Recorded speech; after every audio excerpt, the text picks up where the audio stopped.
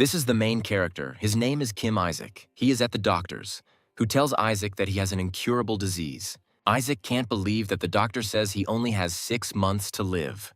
Heartbroken, Isaac wanders aimlessly, thinking about the unfairness of life and how he worked hard, decided to settle down.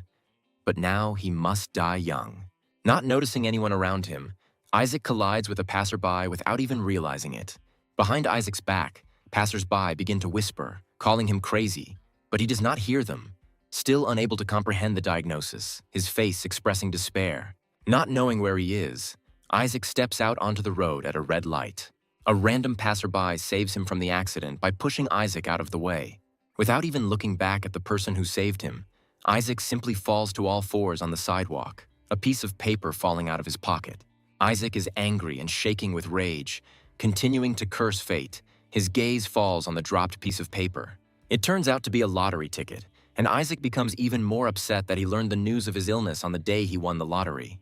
Still on all fours on the sidewalk, Isaac leans closer to the lottery ticket, shaking and thinking only about how he wants to live, how he wants to be happy.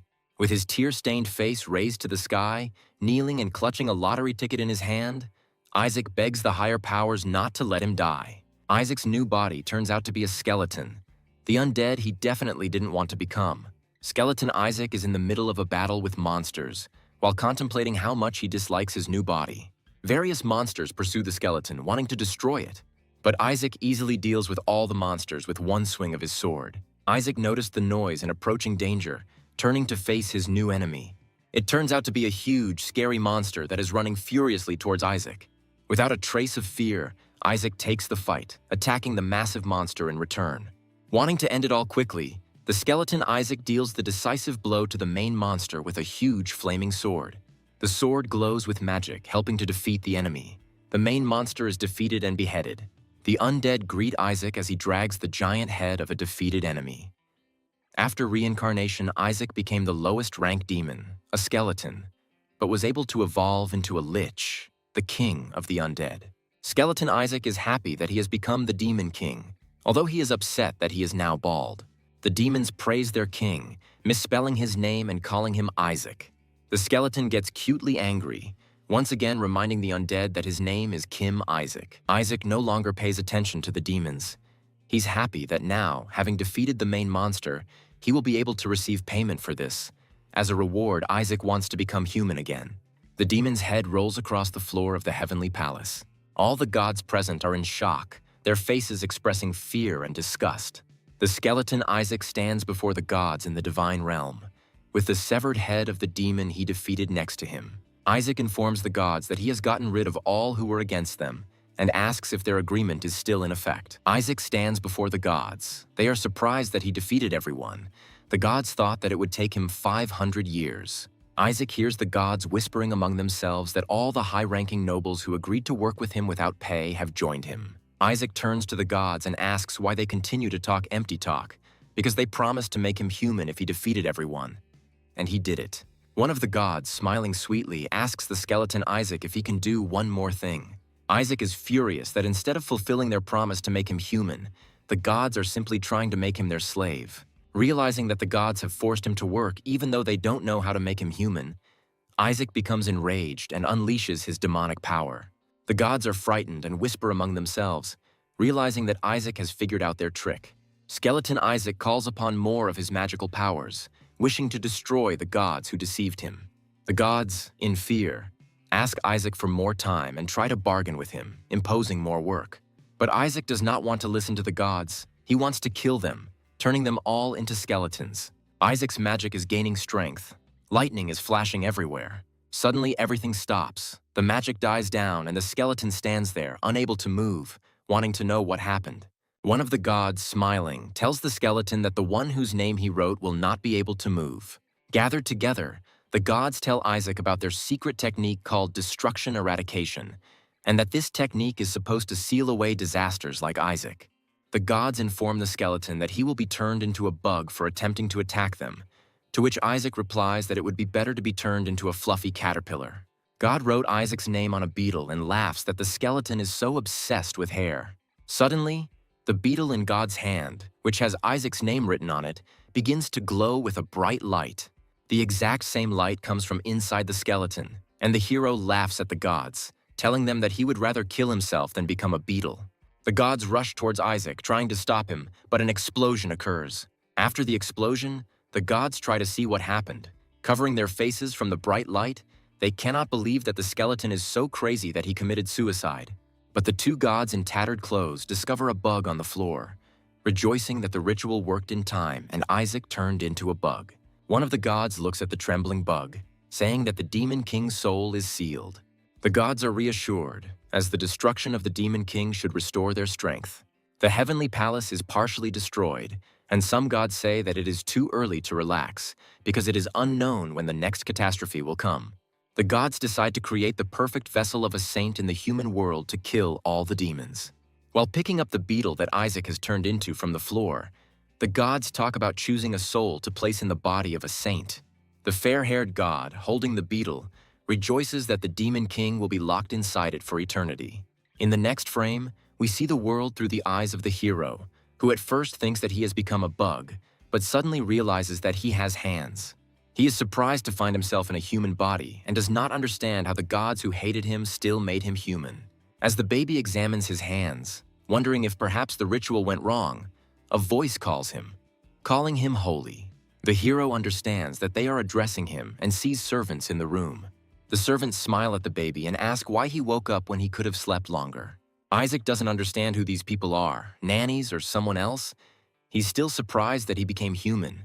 The sweet smiles on the servants' faces suddenly turn sinister as they tell the baby that they are upset that he woke up. Holding a bottle of suspicious liquid in their hands, the servants say that the saint must fall asleep again, this time forever. The baby is frightened, and the shadow of an approaching servant falls across his face. The child starts screaming because Isaac just died and was reborn and he doesn't want to be killed again. The man looms over Isaac with a malicious grin, holding a bottle. But when you try to give the bottle to the baby, he turns away, comically pursing his lips. The hand with the bottle approaches the baby's face again, but he again dodges, pursing his lips. The baby comically puts his palm forward as if to say, "No thank you," preventing the servant from feeding him poison. The male servant is in shock. The girl is confused. They cannot understand why the baby is not eating. Isaac turned on his side and pretends to be asleep and thinks to himself that having finally become a man, he would never eat something so suspicious. While pondering how he had managed to become human in the first place, little Isaac suddenly had an epiphany. The servant named him Isaac, and the baby turns to the nannies. Still trying to purse his lips, he remembers how the demons called him Isaac when he was the Skeleton King. The hero reflects that his name Isaac has an alternative pronunciation of Isaac, and guesses that God used this version of the name when sealing him. In confirmation of the hero's thoughts, we see a beetle named Isaac. The kid is happy that, thanks to a spelling error in his name, not only was he not sealed, but he was also reincarnated into a person with the same name.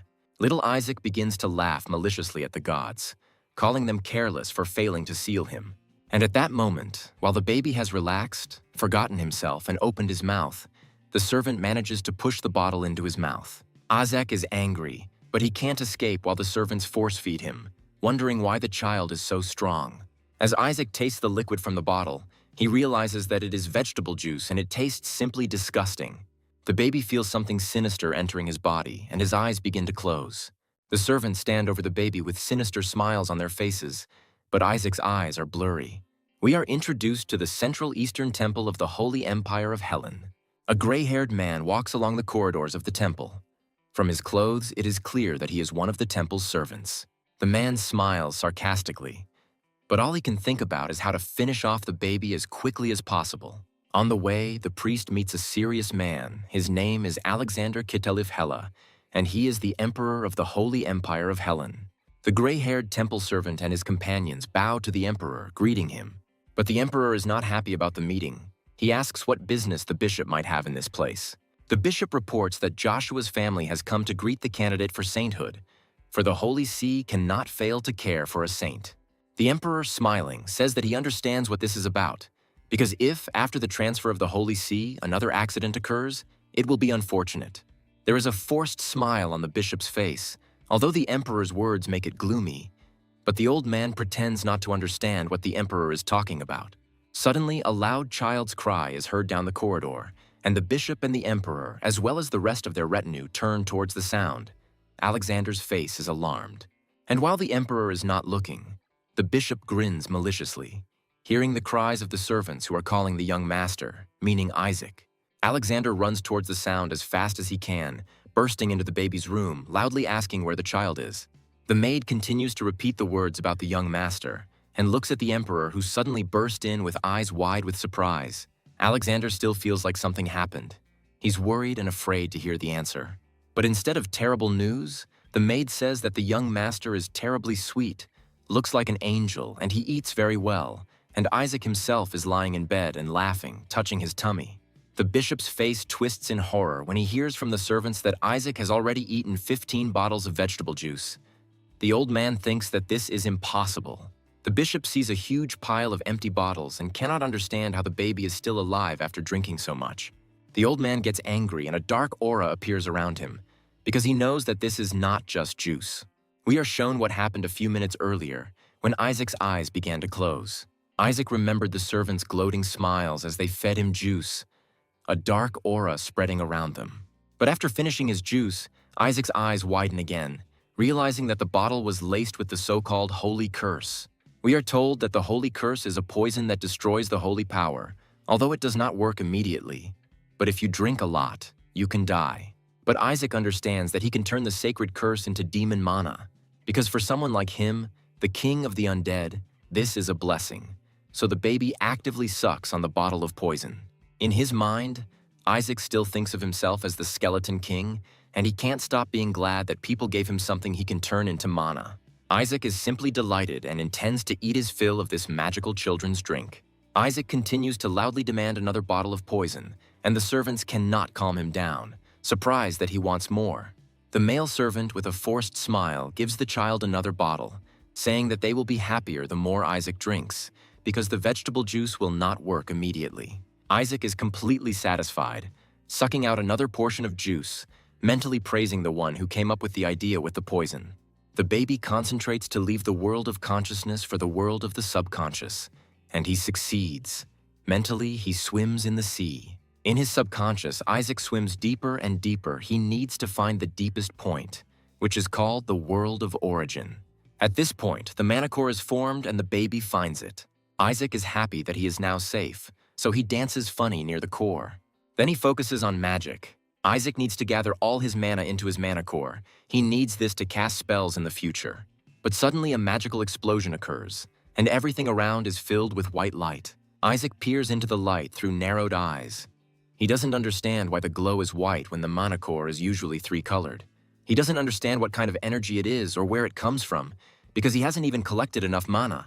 Isaac smirks, pleased that the magic has exceeded his expectations. As the baby reaches for the mana core, he reflects that his new body has been blessed with many things. Smiling sincerely, Isaac reaches for the magic, thinking that if he works on himself, with his new abilities he can become a much bigger monster than ever before. In the magical light, Isaac sees his name and, like in a computer game, a button appears saying survive, and the kid presses it. Isaac remembers himself in his past life, when he was still human, and how desperately he wanted to survive. So much so that this desire was imprinted deep in his soul. Isaac then remembers his life as a skeleton, and that it was his desire to survive that led him to develop many skills in order to become the king of the undead. And now, having been reborn in a new body, in another world, Isaac has inherited all of his skills, which he carefully developed, which he is very happy about. The servants leaned over the baby with curiosity, thinking that he had finally died. The girl invited the man to check it out. But Isaac immediately raises his index finger, and the servant sobs from the realization that the baby is still alive. Due to his age, unable to speak in his new body, Isaac makes an incomprehensible sound, continuing to point his finger up, but the servants do not understand what he wants. Isaac coos happily again, meaning he wants another bottle and a stronger one. Now the events return to the present time, where the emperor ran into the baby's room and calmed down, realizing that nothing had happened to the child. But not everyone is satisfied with the happy outcome. The bishop does not understand what is happening and why the baby is staring at him. Isaac, meanwhile, is looking through the bars of his crib, just wondering if he's eaten too much. To avoid suspicion, Isaac decides to act like a normal baby and simply smiles sweetly at everyone present. In response to the baby's smile, the bishop only grimaces, thinking that the child is constipated. Isaac's laughter looks sinister in the old man's eyes, because the dose of poison in the juice was enough for the child to die, choking on blood. But instead, he rejoices. The bishop became angry, thinking that the baby was laughing at him. Next, we are shown the memories of the bishop a few days before the present moment. Then he was in the central papacy. A tall man with long blonde hair holds a glass of wine and says that the one who becomes a saint will rule the Holy Empire. And now everyone declared that their child is a saint, even the lower houses. The bishop bows before the man, promising with a forced smile that all the other candidates for sainthood will be taken care of, to which the long-haired man agrees with a smile. But at the man's next words, the old man shudders and begins to sweat. With an evil look, the long-haired man says that he has heard unpleasant rumors that there is a candidate for sainthood from the house of Joshua. The old man is afraid of his boss, but still objects to him that Joshua is the emperor's right hand and they can't do anything with them. A glass, which his superior had previously held in his hands, flies to the bishop's feet. The wine spreads out in a stain that looks like blood, and the long-haired man says that the child should be dead by the time the bishop arrives there. Turning to face the bishop, the man says that the old man only needs to confirm the presence of the corpse, because he has already decided everything. The man's gaze becomes greedy. His face distorts from a crooked smile, and he says that the next saint will definitely be a child from the house of Barrett. And then we are introduced to the long-haired man as the patriarch of the house of Barrett and a cardinal. His name is Hirej Barrett. We return to the present, where the bishop stands by the baby's crib in complete shock, because the cardinal told him that the child would be dead. The old man gets more and more angry because the baby is alive, although this is impossible. The emperor comes closer to Isaac's crib, looking at his shining locks of hair, the same color as the founder of the Holy Empire, asking the bishop if he is speaking correctly. The bishop is confused and frightened, asking in response how the emperor can say such things. Isaac looks back at the man who approached him, realizing that he was the emperor. A pleased Alexander says he considers Isaac closer to God than the current pope, as expected from the latest candidate for sainthood. Hearing the emperor's words, Isaac's jaw drops in shock, finally realizing that he is a candidate for sainthood. The bishop realizes that the emperor is beginning to favor Isaac and intends to stop it. The bishop asks the emperor for permission to examine the child, but Alexander does not understand why. The old man says that something is wrong. The baby could not have drunk all that juice.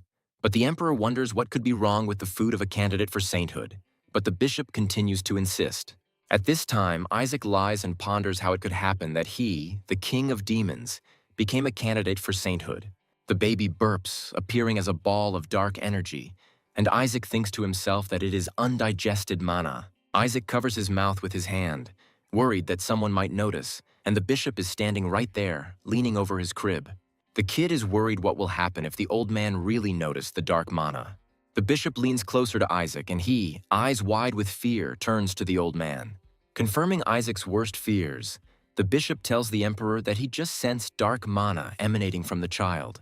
Looking closely at the baby, the old man smiles slyly, saying that this is very suspicious. Isaac, clutching the sheets, scolds the old man, complaining that he did notice. The bishop tells the emperor that the child may be a false candidate carrying dark mana, so they need to urgently consult with the inquisitor, to which the emperor is indignant. How could the old man say such a thing about a candidate for sainthood? The bishop asks Alexander not to worry, and proudly reports that the pope has already set his sights on a candidate for sainthood from the house of Barrett. The emperor thinks about how shameless it is to choose a child from his own house as a saint, and little Isaac realizes why they wanted to kill him. The bishop takes the baby in his arms and asks to bring the inquisitor, for which Isaac mentally scolds him. The emperor tries to stop the old man, reminding him that the house of Joshua is a close ally of the royal court, and Alexander strongly recommends that Isaac be considered as a candidate. With his back to the emperor, the bishop replies that he understands everything, but the pope said that the crown prince's blessing will be given after a decision is made about the saint. Alexander is shocked by the old man's words. Realizing where this conversation is leading, the pope will refuse to bless the crown prince unless the emperor supports the child chosen by the pope himself. Isaac is angry, calling the entire papacy corrupt scum. The kid, looking towards the emperor, thinks that it will be bad if everyone finds out who Isaac really is. While the bishop tells the emperor with a sly smile that the test can be carried out right now using his own power of exorcism, Isaac happily examines the bottle that he has been holding in his hands all this time. He adjusts his grip on the pacifier, mentally telling himself that he won't allow this. The old man continues to talk about exorcism, saying that if the baby is human, then nothing will happen to him. But if he is a demon... The bishop doesn't have time to finish speaking before he gets hit in the face with a bottle. Because Isaac put mana into this blow, the bishop's mouth began to bleed and his teeth began to loosen. The kid grins slyly as he looks at the old man's missing tooth. At this point, Isaac begins to babble out loud, smiling sweetly. He decides to act like a real baby, but in his thoughts he scolds the old man. The bishop's cheek was swollen and blue, and he could not believe that the blow was ordinary. Isaac continues to be cute while the others notice an unusual light coming from the baby, definitely indicating that the child is a saint. The baby continues to happily swing the bottle again.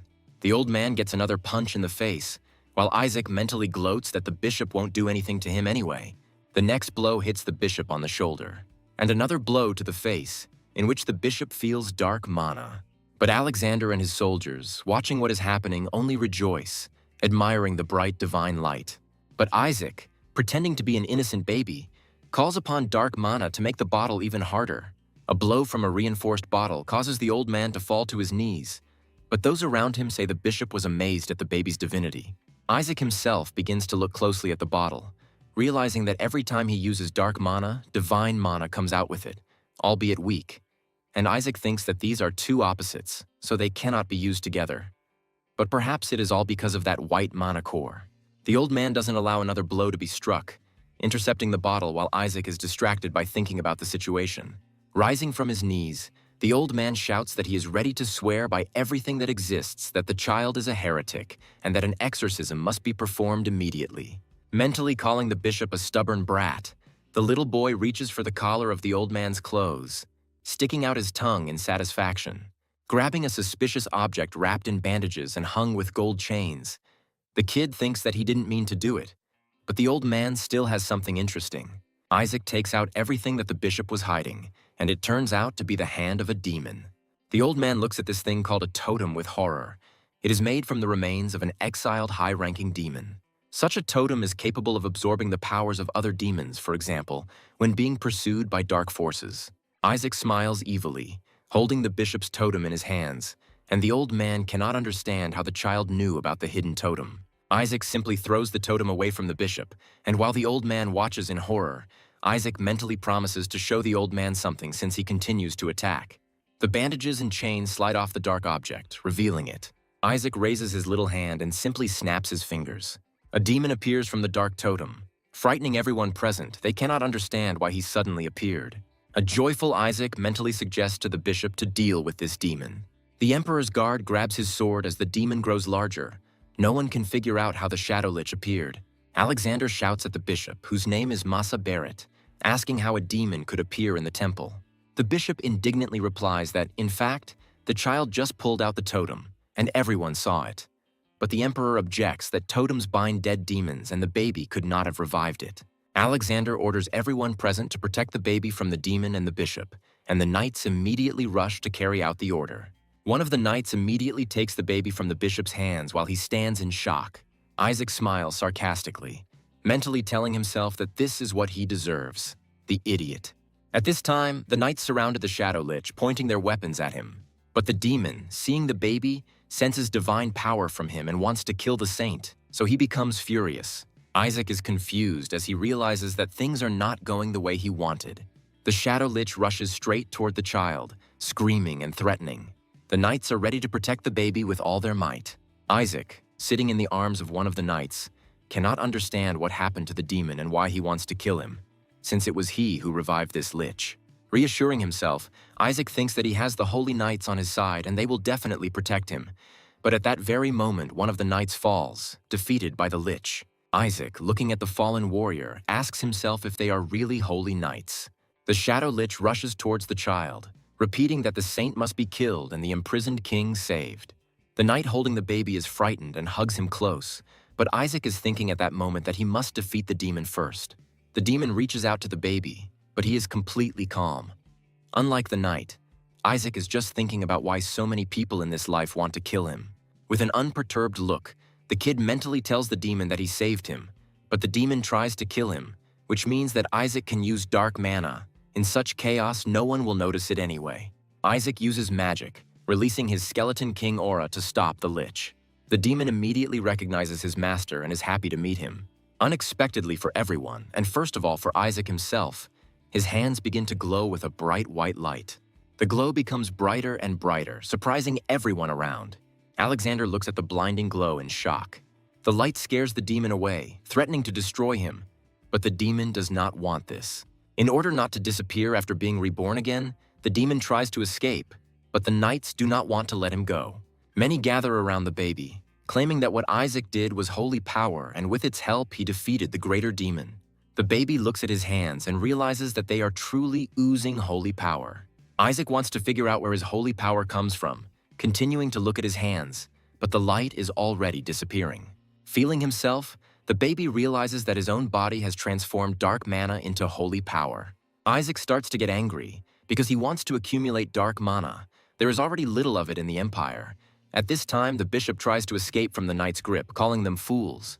The bishop shouts that the child is a heretic who uses the power of demons. And where has it ever been seen that a demon would set foot in the Holy Empire?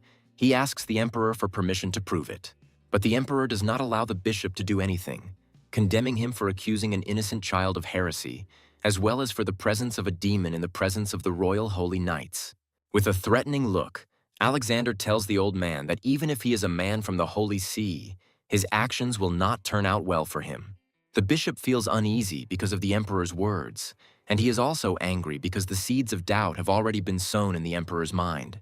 And soon he will learn about the spy, and this will cast a shadow on the Holy Throne, as well as on the Barrett family.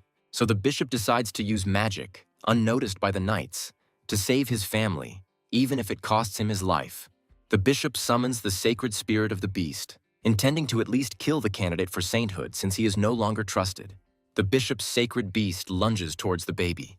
Isaac continues to remain calm, realizing that the old man has shown his true nature. But the baby is not afraid of the beast, considering this attack a very weak attack. When the beast is so close that its open mouth is already reflected in the baby's eyes, Isaac realizes that he has run out of mana. The beast's attack is interrupted by a sudden attack from the entrance, which surprises the baby.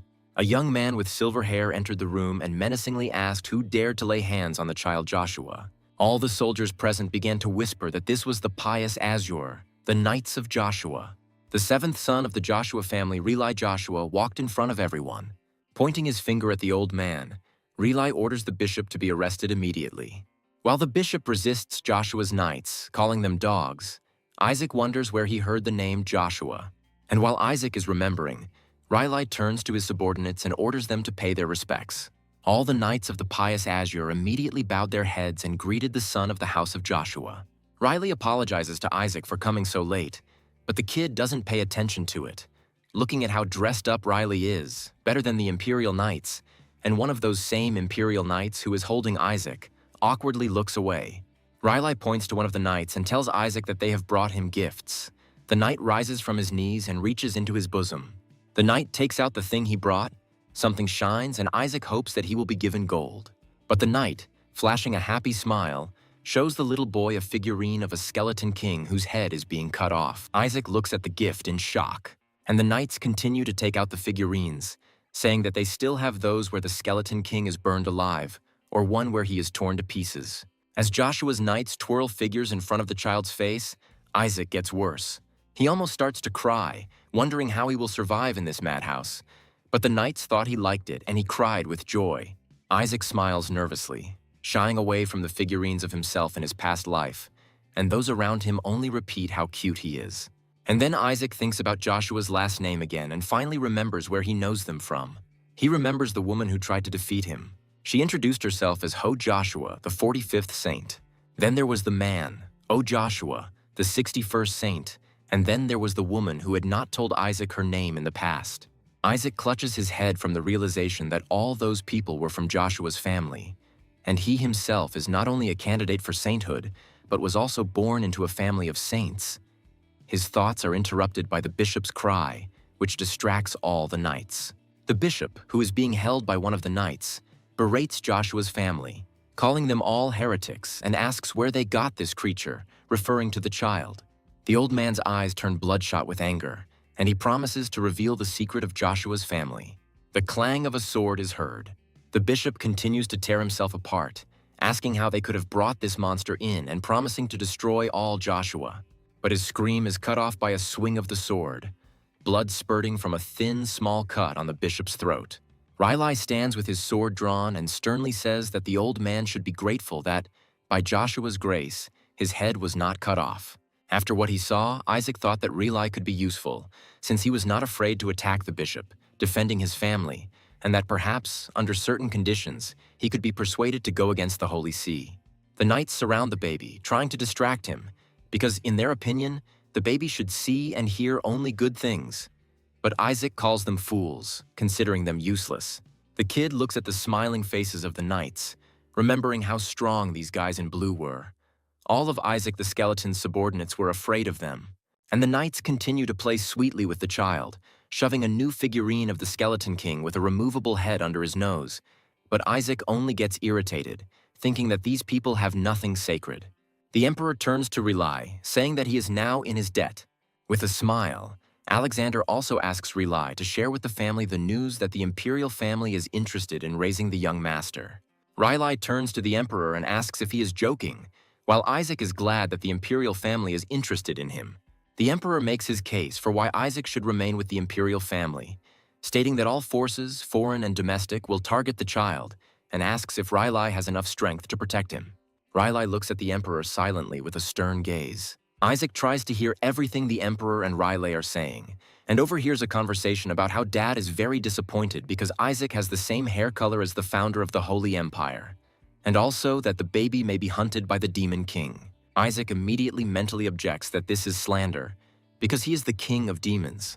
Why would he hunt himself? Riley apologizes to the emperor, but takes the baby, saying that Isaac is one of the Joshua and will be raised with them.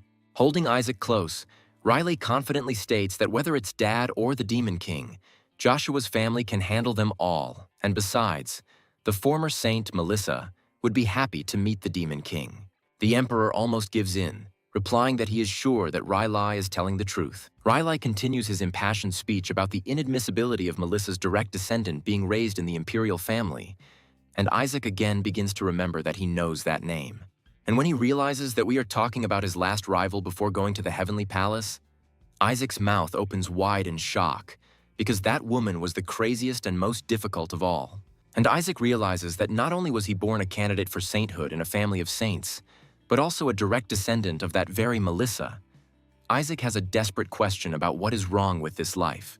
Next, we are told who the saints are, presenting them as if they were some kind of figurines created by the gods in order to resist the Demon King, because the Demon King defeated the gods many times and they decided to take revenge. The gods decided to create saints as the mace of God to punish evil.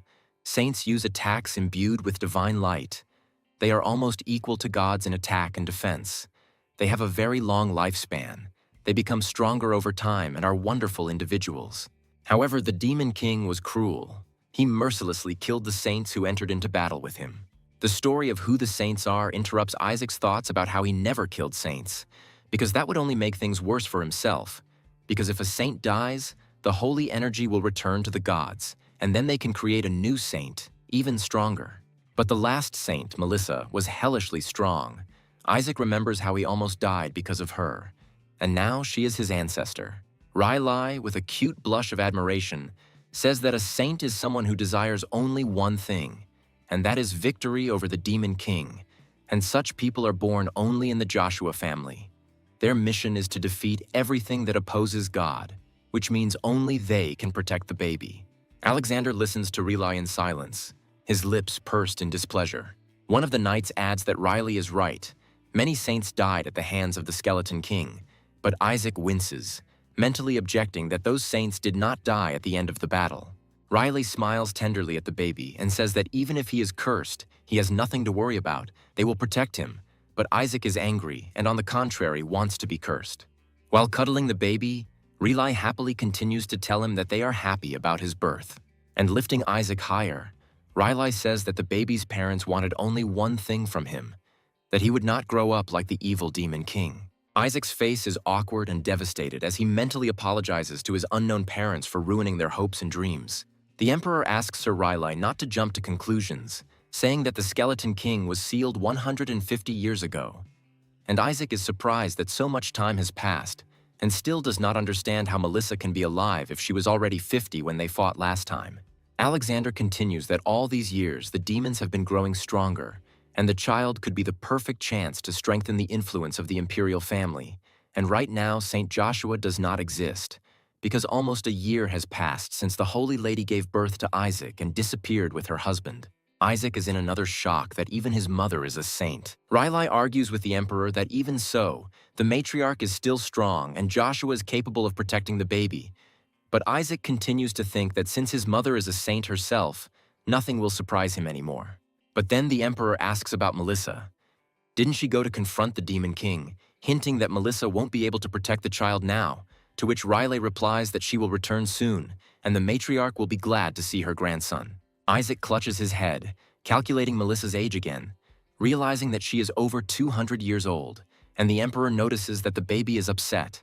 But Riley says that everything will be fine, although Isaac cannot agree with him, because his sworn enemy is still alive. Isaac panics, thinking that once Melissa finds out, he will definitely be burned at the stake. He was ready to put up with everyone else, but not with Melissa. Thinking that this will help him survive, the baby grabs the Emperor's finger with his tiny hands. Isaac makes an incredibly sweet face and starts babbling, hinting that the Emperor should keep him for himself, and Alexander is only too happy about this. Alexander strokes the baby's head as it continues to cling to his fingers, and says that the child wants to stay with the imperial family. But Riley does not let go of the baby's legs. Pulling him back, he discontentedly objects that the baby is simply too friendly. The Emperor draws Isaac to himself, promising that the imperial family will do everything for him, and Joshua only has experience in raising holy girls, but not boys. Riley pulls Isaac back to him, telling him that the child is destined to become a demon slayer, an exorcist, and only Joshua can properly raise him for that mission. Poor Isaac was left hanging between the Emperor and Riley, each of whom was screaming that their family was better, and the kid just wanted them to stop. One of the knights also asked them to stop before they tore the young master apart. Trembling with tension, Isaac purses his lips, determined to join the imperial family because he doesn't want to die. Isaac looks at the Emperor and sees a glow around him, indicating great vitality and a thirst for life. For Isaac, this means that with the Emperor, he has a better chance of survival. With an even brighter smile, Alexander tells the little boy that he made a wise choice. In the next shot, we see the bishop kneeling in front of the dark figures. He says that he is sure of what he saw. It was dark mana, and he has no doubt that Isaac is a child of a demon. The Pope objects that holy power is given by God and asks the bishop how a demon can possess the power of God. The cardinal draws his sword from its sheath, but the old man continues to insist that he is sure that what he saw was mana. He would not be able to confuse mana and holy power. Without emotion on his face, the Pope informs the bishop that the Holy See has heard his statement. The old man tried to say something else, but the sword cut his throat. The cardinal looked contemptuously at the dead bishop and called him a blasphemer. One of the dark figures in a cloak promises the cardinal to organize an attack, but he says that this is not necessary, because the Emperor will take the child to himself, and in the palace there will be enough chances to solve the problem, and this time they will be convinced of the death of the baby. At this time, Isaac lies relaxed and scratches his ear, thinking that someone is talking about him. In Korea, there is a saying that if your ears itch, someone is remembering you, just like we have hiccups. A carriage drives through the forest, in which Isaac, accompanied by knights, heads to Joshua's family, and the Pope's henchmen, like himself, are surprised by this turn of events. Next comes a flashback where Isaac sits in the Emperor's arms and closes his eyes from the bright light.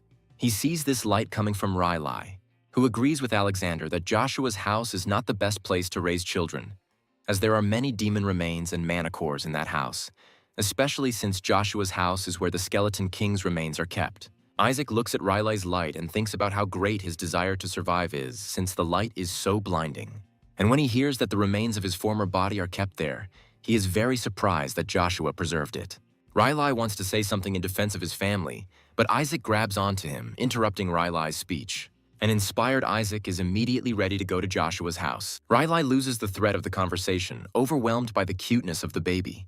The flashback ends and we now see Isaac riding in a carriage to his former enemies, away from the Imperial Palace. But he will be able to get his remains. The kid thinks about how his previous body has been upgraded to the level of gods, and if he can get it back, even the 10th rank will be nothing compared to the power he can get. And for Isaac, the bright light that came from Relic is a big plus. In the carriage, Relic talks to one of the knights, and he asks why the Pope's forces are pursuing the young master, to which Isaac thinks to himself that he is also very surprised by this. Relic replies that it's all about the prophecy, which says that the saint will become the child of the gods and therefore the next pope. So Barrett tries to choose her child. This information makes Isaac experience another shock. Now we are told that the pope is the strongest cleric. That is, a priest who is able to use second-rank holy spells. The pope is not like the other clerics. His power over the others is almost equal to the emperor's. And for many centuries it was the Barrettas family that continued the succession to the papal throne. So now they are going crazy over the possibility of this power being taken away from them. Imagining himself as an adult sitting on the holy throne, Isaac understands why every family wants to produce a saint. The carriage stops and Relic and his knight look around for the cause.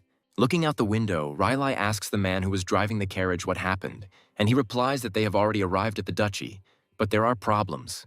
3 guards stand in the way of the carriage in which the baby is riding, saying that they cannot enter the duchy. Isaac doesn't understand what happened again, and Relic gets out of the carriage to scold the guards, asking them if they can't see Joshua's coat of arms. The guard standing in front begins to show fangs, and with an evil smile he announces that of course the carriage will not be able to go any further. All 3 guards immediately develop claws.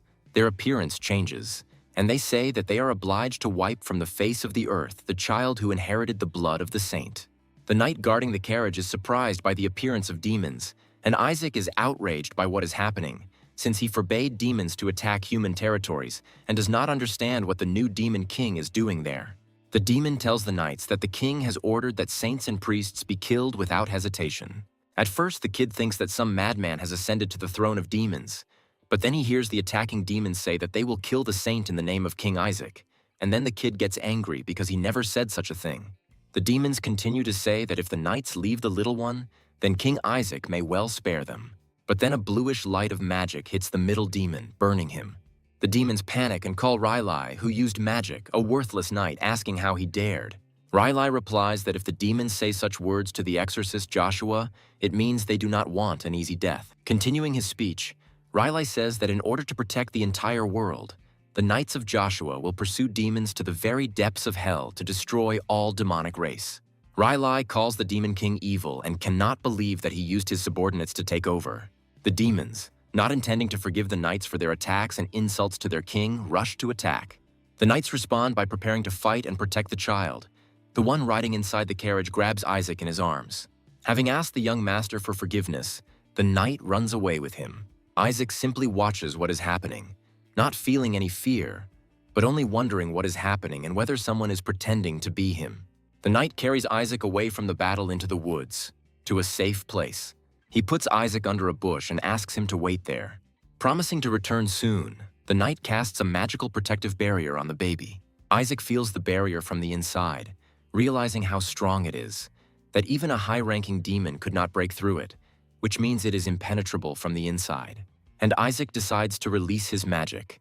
Focusing on meditation, he calls upon the one who is made of magic, but has intelligence. Isaac calls him the one who watches, and then a clot of dark magic appears. The dark lump immediately presses itself against the barrier, happy to meet its owner, but Isaac asks it to be quiet so that they don't get caught. The dark lump says that he was afraid that he would never see Isaac's majestic face again, and the baby replies that he too was afraid that he was finished. Isaac greets the lump of magic once more, calling it Whisper, and explains that it is a detection spell, but also has a consciousness. Isaac created it to make his job easier in the past, and then it developed a personality. Whisper congratulates the master on successfully capturing the child's body without an ounce of guilt, and then begins to run around the barrier, cursing the gods who sealed the great master in the body of a baby. But Isaac stops him, sending him to search for enemies. Whisper immediately and unquestioningly follows the order and begins searching within a radius of 100 meters. Whisper discovers the battle between demons and knights, reporting to Isaac that he found 88 enemies and that they are all monsters that will never compare to his master. The kid is shocked by the number of demons, fearing that they decided to start a real war. Isaac doesn't want the territory's security to be strengthened due to this skirmish, because then it will be much more difficult for him to summon subordinates, and he will also have to hurry to find his former body before Joshua's family catches him. So the kid is ready to spend all his mana to deal with the enemies himself. But Whisper does not say that now the number of enemies has become 51, and then 31, and the number of opponents continues to decrease very quickly. Whispers say something is coming when there are only 4 enemies left, and Relic, sensing danger, orders everyone to form a defensive line. The demons look up, happy that their brother has finally arrived. The demon calls the newcomer to kill the saint together. But the new demon himself deals with the remaining enemies, killing them all, which leads to complete confusion of all the knights. Whispers happily report that there are no enemy forces left, and Isaac is surprised but overall pleased. He sees that the Shadow Lich has arrived, the same one that eluded the knights in the Emperor's house when Isaac revived the bishop's totem. The demon screams that anyone who touches his king with their dirty hands will lose their life, and Isaac is shocked by the Lich's words, because he can arouse suspicion in the knights. The Shadow Lich becomes increasingly enraged, thinking that his king was forcibly trapped in the body of a child, so he yells at the knights. The knights stand in a defensive line, ready to fight the Lich, while he tells them not to dare even look at the child with their disgusting eyes, lest he rip them out. However, the knight who cast the barrier on Isaac asks Relic what this demon is saying. The people do not understand the demon's language, so they just stand there in confusion. Isaac smirks, realizing that the Shadow Lich has realized that he is the Demon King and appreciates the demon's desire to follow him, but does not know why he is putting on such a show. The knights rush into battle, wanting to attack the Lich. Sitting in the barrier, Isaac begins to scold the demon so that he does not touch the super-rich mana core, which is his lifeline. The knight notices that the baby is actively waving his arms. This knight asks to wait for Isaac while he quickly settles everything. The Shadow Lich was happy that his master recognized him, but the knight decided that the demon was being hostile and was shouting at Relic to do something. At super speed, the Lich rushes towards the baby. He hurries to Isaac, to his master.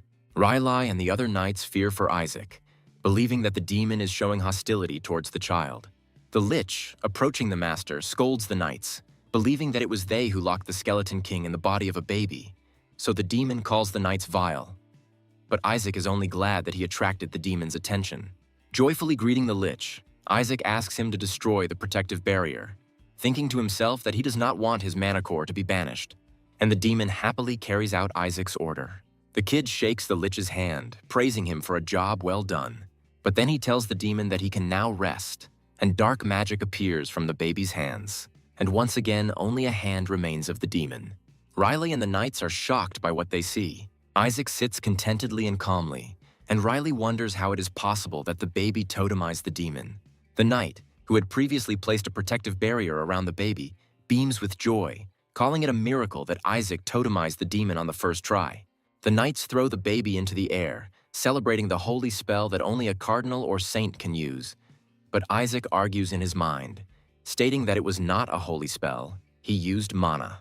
At this time, Riley reflects on the fact that he does not sense any holy power from the baby, although the spell was definitely holy, and this is strange.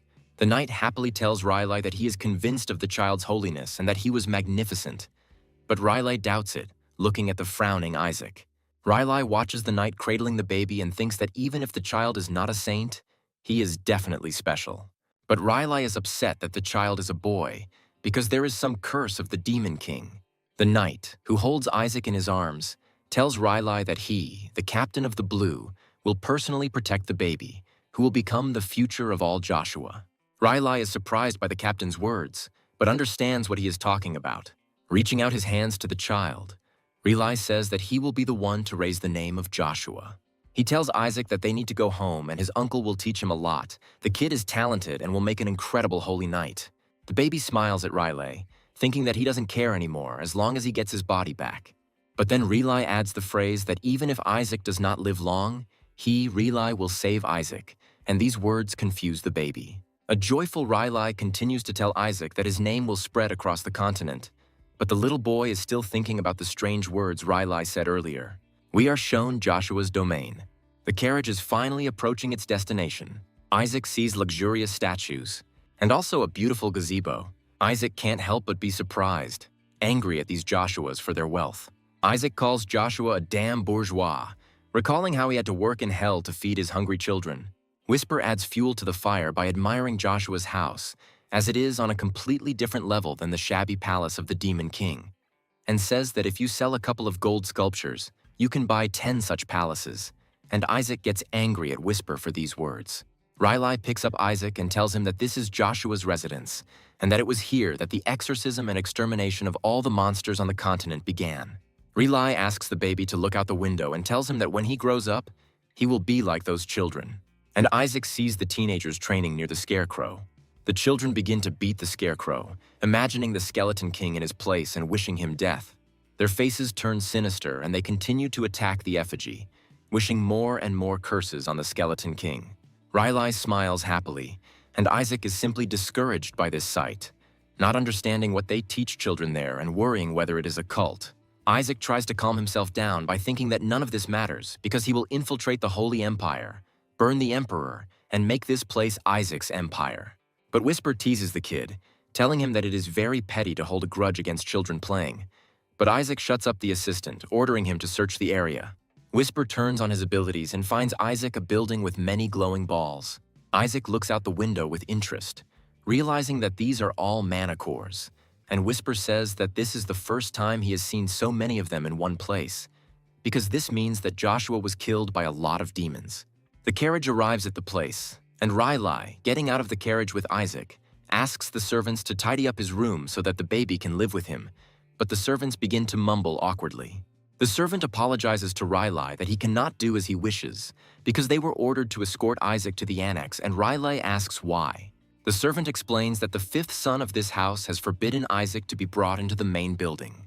Relic is outraged that his brother wants to send the baby to a cursed place so that the child will meet his end there, and Isaac looks at everything with suspicion and thinks that not everything is smooth in this family. Relic says that his brother is just being a fool, and Isaac mentally picks up on his words, thinking that if he can live in the mansion, then why would he go to the annex? But Whisper quietly tells the kid that it is there, in the annex, that the mana cores are located, and Isaac abruptly changes his mind. Relic tells the servants to move away because he doesn't want his nephew living in the haunted annex, but the baby in his arms starts to fuss because he now needs to go to that annex. Relic tells Isaac that she will take him to her room where she will read him holy scriptures instead of a bedtime story. But Isaac doesn't want to because for him it would be an exorcism. On the way to Relic's room with the baby, a man appears and asks why so much fuss is being made about a child. The man tells Relic that he ordered the child to be sent to the outhouse, and that Relic has been away for a long time and is now going to contradict his brother. We are introduced to this man as Howl Joshua. He is the fifth son of this family. Isaac looks at the new face. While the brothers look at each other reproachfully, the little boy thinks that Relia's brother looks like a hooligan. Howl tells his brother to put it down so it goes into the outbuilding, pointing his finger at the child. Relic argues with his older brother, explaining that the baby is a descendant of Joshua and cannot be sent to the place where people were previously sent into exile. At this time, Isaac realizes that the bully belongs to the faction that hates Isaac. Relic holds Isaac close to her chest, ordering her brother to get out of the way so he can read the scriptures to the baby in his room in peace. But Isaac resists, thinking he really wants to go to the annex. Howl touches Isaac's face, asking Relic where he got this child from. The older brother makes fun of the child, and Isaac, looking at his face, gets angry, mentally rejoicing at Howl's desire to send the baby to the annex. But Isaac is still irritated by this man who behaves like a punk. Relic hides the baby, telling her brother that she knows why he wants to send him to the annex, so that people will think the child is cursed because Howl opposes Isaac's candidacy. Isaac doesn't like the words about the candidacy. He already intended to become a saint, suck out all the mana cores and take revenge on the damned gods who deceived him in the past. Howl tells Relic that he heard that a demon was already following this little one, so he must be cursed. But the knights counter that Isaac played a role in driving out this demon. The blue captain argues that since the demon came specifically for Isaac, this proves his importance. And the second knight adds that Isaac definitely has holy power. Gowl continues to be stubborn, replying that everything they say is just funny, and if they want to prove the holiness of the child, then let them show his strength. The Whisper tells Isaac that he needs to show Howl his full power and summon the meteorite. Gowl says Isaac has an opportunity to prove his strength. He points to a withered tree, which is a symbol of Joshua's family. and Howl says that the baby must revive this tree that their lord loves so much. He explains that the holy tree died because of the demon's dark mana, which means that if Isaac really does have holy power, he can restore the tree. Grinning nastily, Howl continues to bully the child. Riley asks his brother to listen to himself, and the kid at this time mentally turns to Melissa, thinking that she fights well, but her descendants are complete idiots. Isaac's attention is distracted by something he sees off to the side. The kid immediately grabs Whisper and sends him flying. Isaac orders his assistant to collect mana. At this point, Riley is still trying to explain to his brother that a baby who can't even speak yet won't be able to revive a tree that has been dead for over 70 years. But Gowl's attention is distracted by what is happening behind his back. The holy tree came to life. Gowl says in amazement that even with the help of healing and cleansing magic, the tree continued to die. Isaac is secretly happy, calling what he did a trifle. The kid says that there was just a little dark mana around the tree's roots and he collected it all, while Whisper says that he absorbed all the mana and ate his fill. The Knight Captain asks Riley what he just did, but Riley replies that he did nothing. The captain looks at Isaac in surprise, realizing that he did it, and the kid is simply indignant that there was not enough mana, although Whisper told him that he would have vomited then. The knights once again raise a clamor of delight around Isaac, who has revived the tree. Gowl still tries to cast aspersions on the baby, asking how the baby could do what no one else in the house could do. As the knights throw the relaxed Isaac into the air again, Howl says that Riley must have helped the child somehow, but no one wants to listen to the man. Already shaking with anger, Howl accuses his brother of being the one who revived the tree, but Riley objects. No longer able to contain his anger, Howl throws his fists at Riley, saying that he pretended that the little bastard had revived the tree, when in fact it was the saint who had helped him. The knights awkwardly watch the brothers quarrel, with Riley arguing with his brother, explaining that he could not possibly have met the missing saint, and Isaac again mentally addressing Melissa, advising her to focus on raising her children rather than killing demons. Although Isaac doubts that Gowl is Riley's brother after looking at him, he would rather believe that Riley is Melissa in disguise. Whisper suggests that the brother may be a half-brother, but Isaac has a realization that Howl is more like a cardinal. No longer in control of himself, Howl yells at Riley that he knows why he brought the child into the house because he wants to make him a candidate for sainthood, although there is already a candidate in Joshua's house. Isaac is interested in the fact that there are other candidates in the house, and Whisper admires the owner because he doesn't care about competition at all. Riley tells Gowl to leave the baby alone because he is the son of their eldest brother, which means he is their nephew and has the right to be in the house. Gowl argues that the first brother ran away from home when the family needed help, so he shouldn't be considered a brother and his son a nephew. Watching the brothers quarrel, Isaac understands why he is considered an illegitimate child. Howl says with an evil grin that, of course, the child is still the son of a saint, albeit a half-breed. Pulling at the collar of Riley's robe, his brother tells him that the baby looks like that because he looks like a saint since she is his mother, but they cannot be sure that their brother is Isaac's father, and Howl offers to sell the baby if it will help the family. Not wanting to listen to this nonsense, Riley hits his brother in the face. The captain and the other knights are shocked by what they see, and Isaac proudly rubs his nose, thinking about how brothers grow up in fights and mentally thanks them for a bunch of useful information. Riley continues to strike his brother. All the knights try to separate them. At this time, the baby thinks that he is lucky that there is such a mess in this house, which means it will be easier to capture it. The house is almost falling apart anyway. But Whisper sneers that Isaac's brain has shrunk because he's in a child's body, because he didn't think about the fact that if the house falls apart, the baby will go down with the rest. We see Joshua's estate again. Isaac sits on the table, puffing out his cheeks, and then his face expresses extreme irritation. At the long table are members of Joshua's family. They are displeased that it's a boy again, and the peasant girl who was adopted into the family should not have given birth to another useless boy. Isaac is angry because they are going too far. But the matriarch orders everyone to be silent, and the baby's attention is focused on her. She then says that the child has been decided to be raised in a juvenile home, away from prying eyes. The matriarch's name is Henna Joshua. She is the second wife of the current patriarch, Eli Joshua. Henna openly asks Riley why he allowed this child to be born on their lands, and Isaac notes that she is openly hostile. Howl agrees with Henna, demanding to answer the matriarch's question, and Isaac guesses that this woman is the mother of that asshole. Riley takes his time with an answer, calmly asking a counter-question about where his father is. Henna says he left town because of the situation with the sainthood candidate. Riley says it's sad because he should hear the news that the grandson of this house, Isaac, has revived the holy tree. Everyone present jumps up from their seats, unable to believe Riley's words. Howell screams that it was just a coincidence. A small child could not have done such a thing, and the tree was reborn because the prayers of Joshua's family were answered. The rest agree with Gowell, recalling that even the patriarch could not do anything, which means the baby certainly could not, and there is no evidence. Another elder supports the matriarch's words, saying that it was a blessing from the gods, not the baby's strength. Annoyed by their speech, Isaac decides to prove his strength to everyone by stretching his arms forward. Everyone immediately turns to Isaac and stares at him with their mouths open. A bluish glow pours from Isaac's hands, filling the entire room. All the advisors cannot believe what they see. Isaac, smiling, shows them the crystallized energy of the tree. Everyone sat back down in their seats and continued talking, deciding that Isaac had apparently gotten rid of the mana that was destroying the tree. The advisors begin to argue among themselves. Some continue to say that it is impossible, but others are ready to accept the fact that it was Isaac who freed the tree from the curse, because he demonstrated to them the physical form of that very mana. The man in glasses says that this method could have worked, but it was very complicated, and if something went wrong, the tree could have died completely. So the patriarch chose a stable method of purification. Howell is again outraged that the advisors almost believe the baby and is ready to argue with them. Riley, in defense of the baby, says that Isaac could have instinctively expelled the mana, and he agrees. Admiring the baby's strength, Riley praises him, saying that a breastfed child has done what no one from the central papacy has managed to do for 70 years. And Isaac's pride and self-satisfaction grows greatly from his words.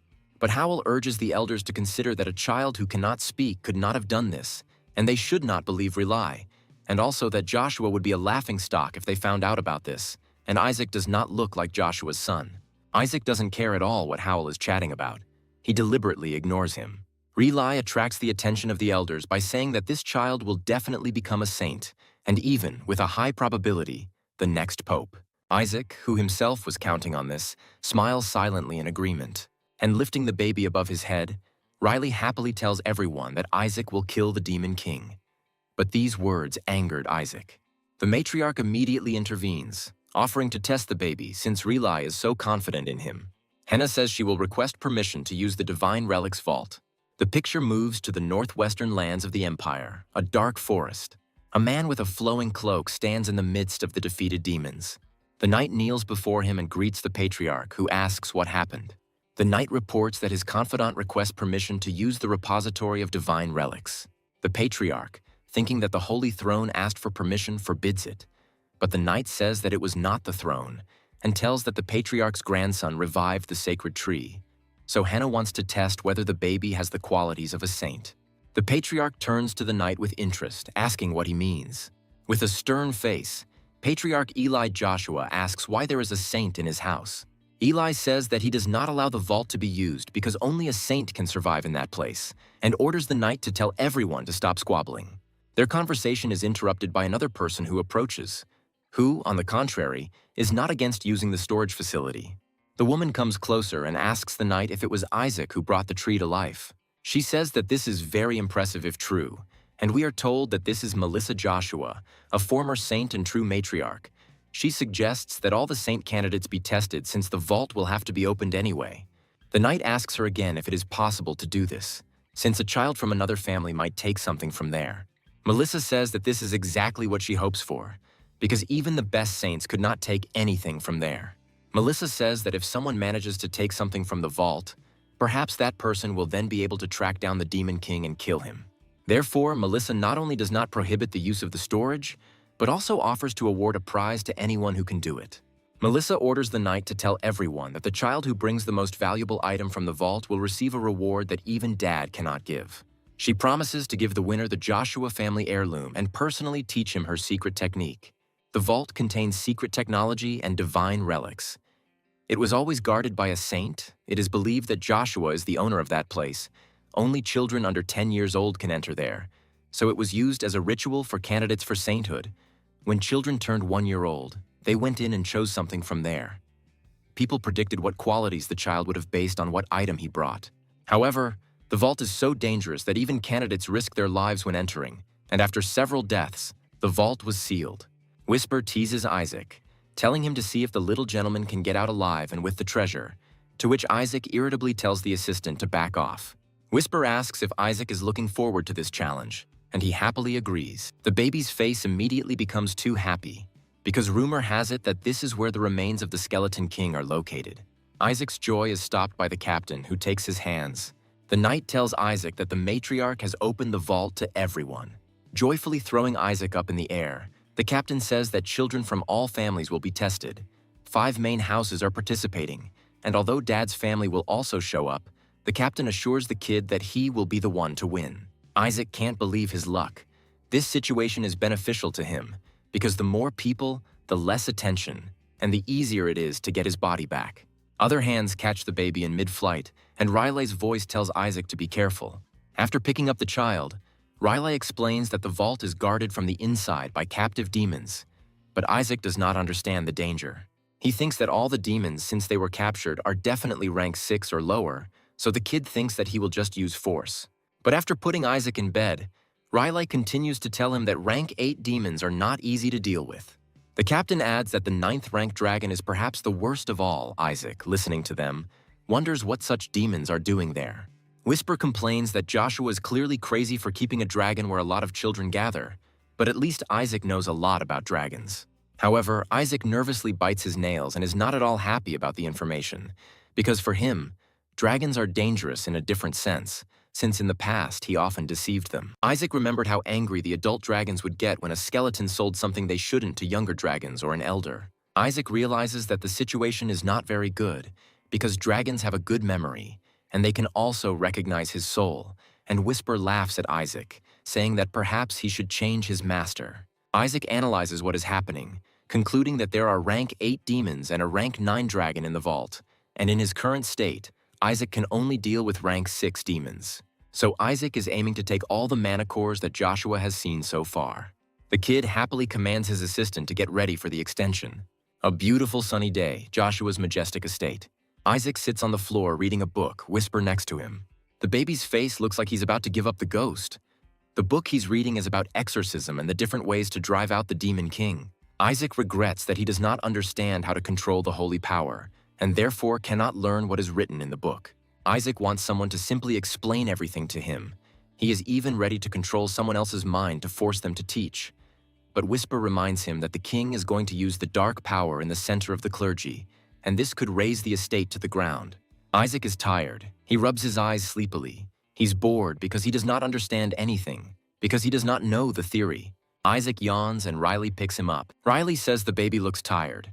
Apparently he had a busy day, and Isaac thinks that children his age should sleep 16 hours a day.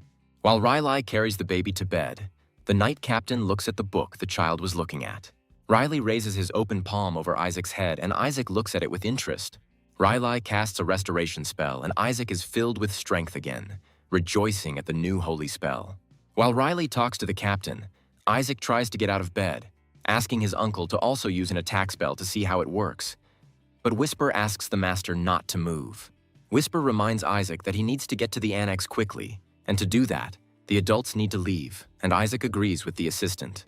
He needs to get rid of Riley and the captain quickly, so Isaac quickly pretends to be asleep, but Whisper says that no one will fall for that.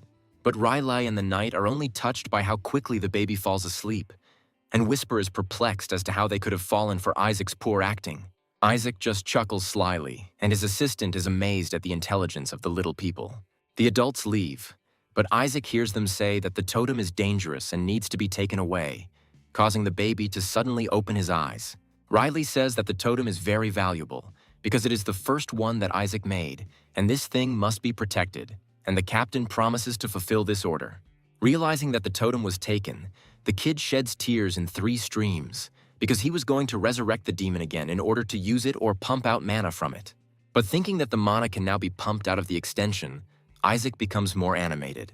The baby climbs out of the crib, already getting ready to go, to which Whisper asks him if the gentleman is really going to crawl to the extension and if he is sure that he will get there today. Isaac tells the assistant that he has a plan and asks him to simply open the door for him. Whisper complies with the order, but warns that he will not be able to carry him the whole way. Isaac flops down on the floor and hears from Whisper that the door is locked from the outside, not only with a lock, but also with a holy spell that his uncle cast. So the kid is angry. Isaac asks to break the lock, but the assistant rightly notes that then everyone will decide that the child was attacked and will run into the room, and Isaac gets even more furious because he really needs mana. He stands near the door, thinking how to break it. But then the door opens, hitting the baby in the face. A boy looks into Isaac's room. The boy enters the room holding the totem in his hand and looks at the baby. Seeing the baby, the boy exclaims in surprise that the child doesn't even know how to walk yet. We are introduced to this boy. This is the son of Gaul. He is also a candidate for sainthood from the house of Joshua. His name is Shuri, and he is 5 years old. Isaac is confused by the fact that he is bleeding, and his assistant is outraged that someone dared to harm his master. Shuri looks at Isaac with resentment. He does not perceive the baby as a rival. He is offended and does not believe that Isaac was able to make a totem that Shuri herself could not make. A spell light appears on the boy's palm and Isaac watches it carefully. Shuri says that he will become a saint by continuing to perform magic. The boy scolds the baby for daring to want something that belongs to Shuri. But Isaac doesn't listen and quietly uses mana to pull the rattle towards himself. With a sweet smile, the baby sends the rattle flying and it hits Shuri right in the face. Isaac rejoices, realizing that he has found someone who will carry him. Shuri holds her bruised nose, trying to hold back tears, and yells at the baby, asking if he knows who Shuri is. And Isaac draws the right conclusions, because Shuri looks like the bully uncle. Swinging the rattle again, the kid says that he saw the boy gathering holy power for an attack, and therefore deserved a couple of slaps. The baby hits Shuri with a rattle, who falls to his knees and drops the totem, trying to protect himself from the blows with his hands. Rather than allowing himself to be hit again, the boy puts up a small protective barrier, telling Isaac not to think of himself as someone special. Isaac looks at the new spell Shuri used with interest. The boy boasts that at his age no one can use a third-tier spell, and then plans to show the kid another spell. He casts a third-tier offensive holy spell, Radiant Holy, preparing to attack Isaac. Isaac is truly impressed by what he sees, but he is not afraid of this magic. He is simply learning new things. Grinning, the baby says thank you to Shuri in his baby talk, soaking up his knowledge. Isaac erects a protective barrier around himself, much larger than the one used by Howl's son just recently. Shuri is shocked by the power and size of the spell the baby cast. Isaac laughs with joy that he learned a new spell from the boy because his uncle did not teach him this.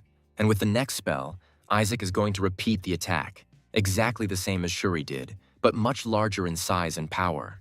Shuri looks at the approaching attack spell with fear. Isaac thanks the boy for the lesson.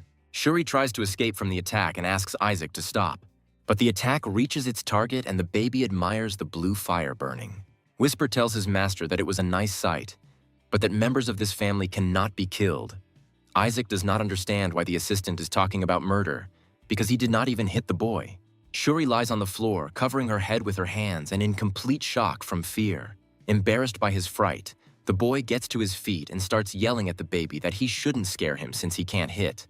But Isaac just chuckles. Shuri swings at the baby, saying that he will never be able to defeat him, a candidate for sainthood. But a voice is heard from the side. The boy turns around in fear at the sound. Behind Shuri stands the Shadow Lich, who asks him how he dared attack the king. Towering over the confused boy, the Lich asks if Shuri wants to die while the boy holds on to the pet demon. Seeing the demon, Shuri simply begins to cry, realizing that he cannot cope with the Shadow Lich. Isaac sits on the demon's shoulder and asks the boy why he is sitting there. With a menacing smile, Isaac orders Shuri to carry him. Shuri walks through the estate at night, repeating to herself what his name is and that he will definitely become a saint, escape from Joshua and become a pope. But now, for some reason, some toddler is bossing him around and Shuri is shocked by the situation. Isaac is happily riding on the boy's shoulders, waving his rattle, and Shuri is angry at the baby and does not want to work as a riding horse. He again begins to threaten the baby. But the Shadow Lich immediately approaches the boy and tells him to move if he doesn't want to be torn to pieces. Shuri turns pale in fear and ignores the demon calling him a human bug. The boy decides to focus on staying alive. With tears in her eyes, Shuri quietly whispers, asking someone to save him. Isaac, like a seasoned horseman, points with a rattle in which direction Shuri should go, and he tries to follow orders. But Shuri is curious about where the baby is going in the middle of the night, so he asks Isaac this question. Upon reaching the place, the boy realizes that they have reached the extension of Joshua's house, which is considered to be a haunted house. Isaac is excited, but Shuri is afraid, because the patriarch forbade everyone to enter the annex since several people have already died there, and this crazy kid dragged him here in the middle of the night. Isaac and Whisper exchange a sly glance, and the assistant reports that it looks like several dozen people died in the annex. Looking at all the mana cores, Whisper says that one would have to train to death for decades to accumulate that much. The baby points the rattle forward, ordering Shuri to move, but the boy does not want to go in, and the adults have forbidden it. But the Shadow Lich leans towards Shuri's face again and tells him to shut up and go. Shuri is forced to comply, and they find themselves inside that very annex. Shuri is beside herself with fear, but Isaac simply looks around the room in a businesslike manner, noting the state of the extension inside. The kid notices a door ahead, and his attention is drawn to a light haze curling around the door. Whispers inform the gentleman that the entire building is sealed. There is some kind of barrier on the door. Isaac is very disappointed. Shuri trembles and asks Isaac to come back, since everything inside the building is sealed anyway. But Isaac notices something and pulls Shuri's hair hard, making him cry in pain, not understanding why he is being done this. Shuri asks to let go of his hair, but then he himself sees what the baby was looking at. On the walls hang huge frames with portraits covered with glass. Shuri recognizes past patriarchs in them. Shuri thinks out loud, thinking that Isaac wants to take the patriarch's place and that he will not succeed, because Shuri herself wants to take that place. But the baby does not listen, imbuing the rattle with strengthening magic. The next second, the rattle flies into the glass with a whistle. Shuri's eyes bulged from what she saw and her jaw almost dropped to the floor. Isaac controls his toy to break all the glass on the portraits, and Shuri yells at him that he's gone crazy. The kid rightly points out that there is no need to put barriers on portraits. As soon as the glass fell from the paintings, Whisper reported that the barrier had been destroyed throughout the entire hall, and Isaac was pleased with his ingenuity. The baby immediately jumps joyfully onto the floor, and Shuri asks him where he is going. With a sly face, the baby rolls towards the door to get to it faster while Shuri continues to scold him. Isaac, having reached the room, opens the door with a joyful smile, feeling delighted by the filling of the room. Isaac orders Whisper to close the door, but Shuri rushes after him, asking what he is doing. Smiling widely, the baby turns to the boy, mentally saying that a child like Shuri doesn't need to know this. Left alone, the baby focuses on the energy that fills the room. Shuri knocks on the locked door from outside and tells Isaac to get out of there quickly, or he'll call the adults and tell them everything. Continuing to pound on the door, Shuri threatens the boy that if the adults find out, Isaac will be kicked out, and the boy does not notice the stranger's steps behind his back at all. But Relic calls the boy's name, and Shuri breaks out in a cold sweat, realizing that he's been caught. Riley asks what Shuri is doing here, and turning around, the boy says that his uncle came at the right time because Isaac is a monster. But one of the elders starts scolding Shuri because he knows he's not allowed in the annex. But he came and even brought Isaac with him. The boy makes a confused face and does not understand why the adults are angry at him. The elder says that so many people saw Shuri carrying Isaac on his back, and there were traces of attacking holy magic in the boy's room, so everyone considered the boy a villain. Shuri tries to justify himself by saying that he really did all this, but he was forced to. No one listens to the boy's excuses, Rely, putting his hands on his nephew's shoulders, tells him that this time he has gone really far. You can't offend a baby who hasn't even been weaned yet. Riley asks Shuri where he locked Isaac, and the boy begins to cry, replying that he didn't lock him anywhere. While Shuri explains that Isaac came in on his own, Riley hears rustling sounds coming from behind the door. Riley approaches the locked door and calls out to Isaac, while the elders whisper about Shuri's bad behavior. Riley opened the door with excitement. Isaac sat on the threshold in tears to pretend to be innocent, and so that the adults would not guess anything and would feel sorry for him. The elder asks if the baby is okay, worried that he looks scared, and Shuri doesn't understand what's going on and why Isaac is crying. Riley soothingly presses the baby to her chest, telling everyone that the child is fine. He was just scared, but nothing happened. Riley gives Shuri a very stern look and says that he should be ashamed. Shuri is crying. He is offended that no one believes him. He really is not guilty. Isaac, like a true actor without an Oscar, peers over his uncle's shoulder and thanks Shuri for filling his belly. Seeing this, Shuri gets angry and calls Isaac a brat in her heart, which greatly surprises the elder. At this time, Isaac is happy that he received so much mana, more than he expected. He could only get so much mana after 100 years of training, and now he will be able to implement his plan much faster. Isaac laughs maliciously, and a dark aura thickens around him. But Riley decides that it is because the baby is really scared. The next morning, Joshua's estate. Isaac and Whisper are reading a book, but Riley comes and says that he wants to introduce him to someone. The baby raises his head with interest. Next to Riley stands a girl with a short haircut. Uncle calls her a Seelie and tells Isaac that she will be his assistant. The girl then introduces herself, calling herself the paladin of the house of Joshua, a Seelie Lark. She kneels before the baby and says that she will serve him until she dies, to which Isaac purses his lips in displeasure. He rolls his eyes, realizing that he was being followed because of what happened in the annex. Isaac makes a stern face and points his finger at a Seelie, starting to babble. The kid makes a scary face, raising his hands menacingly, trying to tell the girl in his baby language that she is fired and can get out of sight.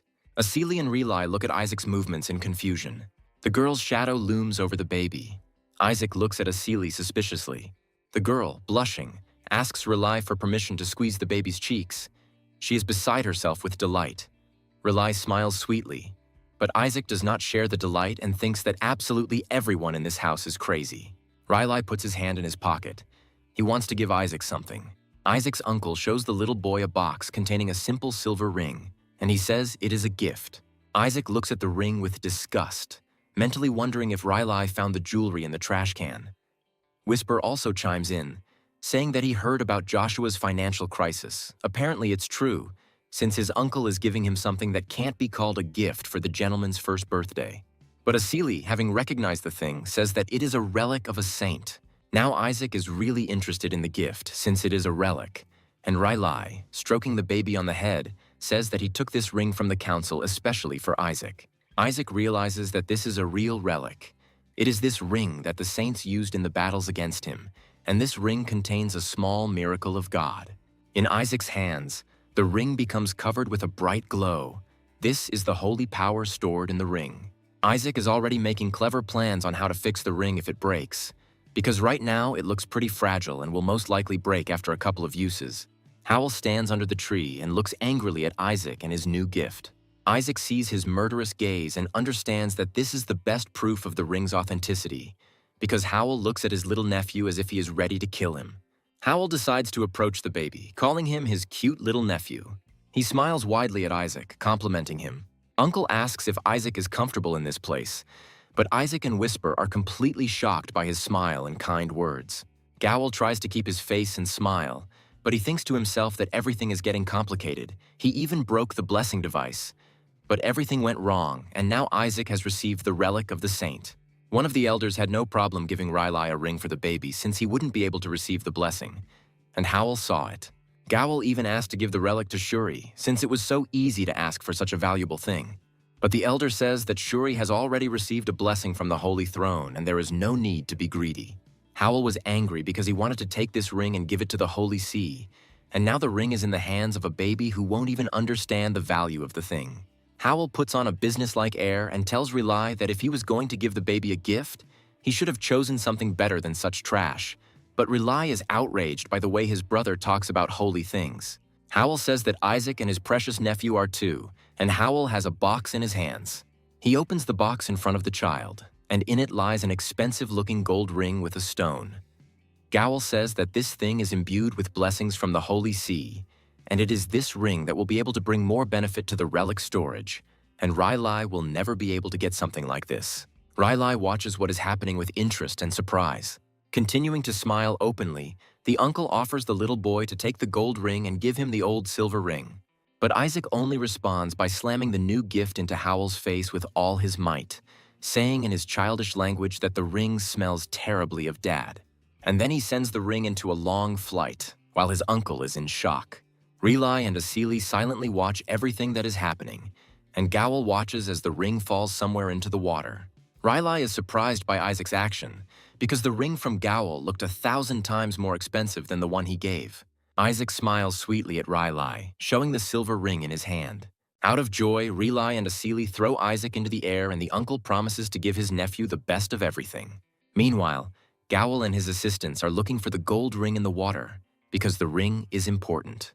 But Isaac sneers that they will never find the ring. He put magic on it for weight. Whisper praises the master for not touching such a vile ring with a finger. But Isaac orders his assistant to take the ring at dawn because it will cost a fortune. Whisper is not delighted, but agrees to carry out the order. Howell screams, falling to his knees, because the ring is lost, but the servants do not know how to help him. In his office, the man scolds Isaac in front of the knight, saying that the brat can't even imagine the cost of the ring. But Gowell quickly calms down, saying that the child will not be able to use the item correctly anyway. Howell continues to tell the knight that in order to use the silver ring, one must absorb the holy power of at least 20 people, and this is impossible. So the ring will be useless for Isaac, since it is unlikely that even 10 will come to his first birthday. The next day, people gather at Joshua's estate. Many families arrived with their children. They walk around and greet each other, introduce the children. Asili, Rely, and Isaac watch what is happening in the courtyard from the window. The girl is surprised at how many people have gathered, because there are more than 148 candidates for sainthood alone. And taking into account the nobles and servants, there are more than 4,000 people there. Asili continues to marvel at how many people have arrived, but Isaac is not at all inspired. Isaac wonders why there are so many candidates for sainthood, whether the gods got lazy and scattered them all over the place, to which Whisper replies that this is exactly what the gods usually do. Rylai says he didn't expect such a stir, he thought it was a trap and no one would come. At that moment, a young man with a wide smile runs into the room and loudly greets Rylai. His name is Simon Age. He is a friend of Rylai, an earl, the head of one of the 3 trade unions. Rylai is surprised that Simon has also arrived, but his friend replies that rumors have spread throughout the empire and he could not help but come. Simon continues to chatter about how everyone realized that it was not a trap and decided to come and look at the weaklings of Joshua. His words do not please Rely and Asili. Simon says with a smile that he couldn't miss such a moment because even his dad's family would be coming. Isaac was surprised to hear about his dad. Rylai tells his friend that dad's family would never participate. Simon agrees. He also thought that dad's family would refuse to come to Joshua's lands because they hate everyone except Barrett's family. The shadow approaches the door, from where a conversation can be heard, where Rely asks his friend to be quieter, but he does not see anything wrong in his words, reminding that his son is also a candidate for sainthood, and the Pope's family should not interfere. And yet Rely asks to be careful with words. The conversation is interrupted by the door opening and the person entering recalling the old saying that there is nothing more dangerous than a vulgar friend. Dad stands on the threshold with a poisonous smile, adding to his words that the wisdom of the ancestors is always right.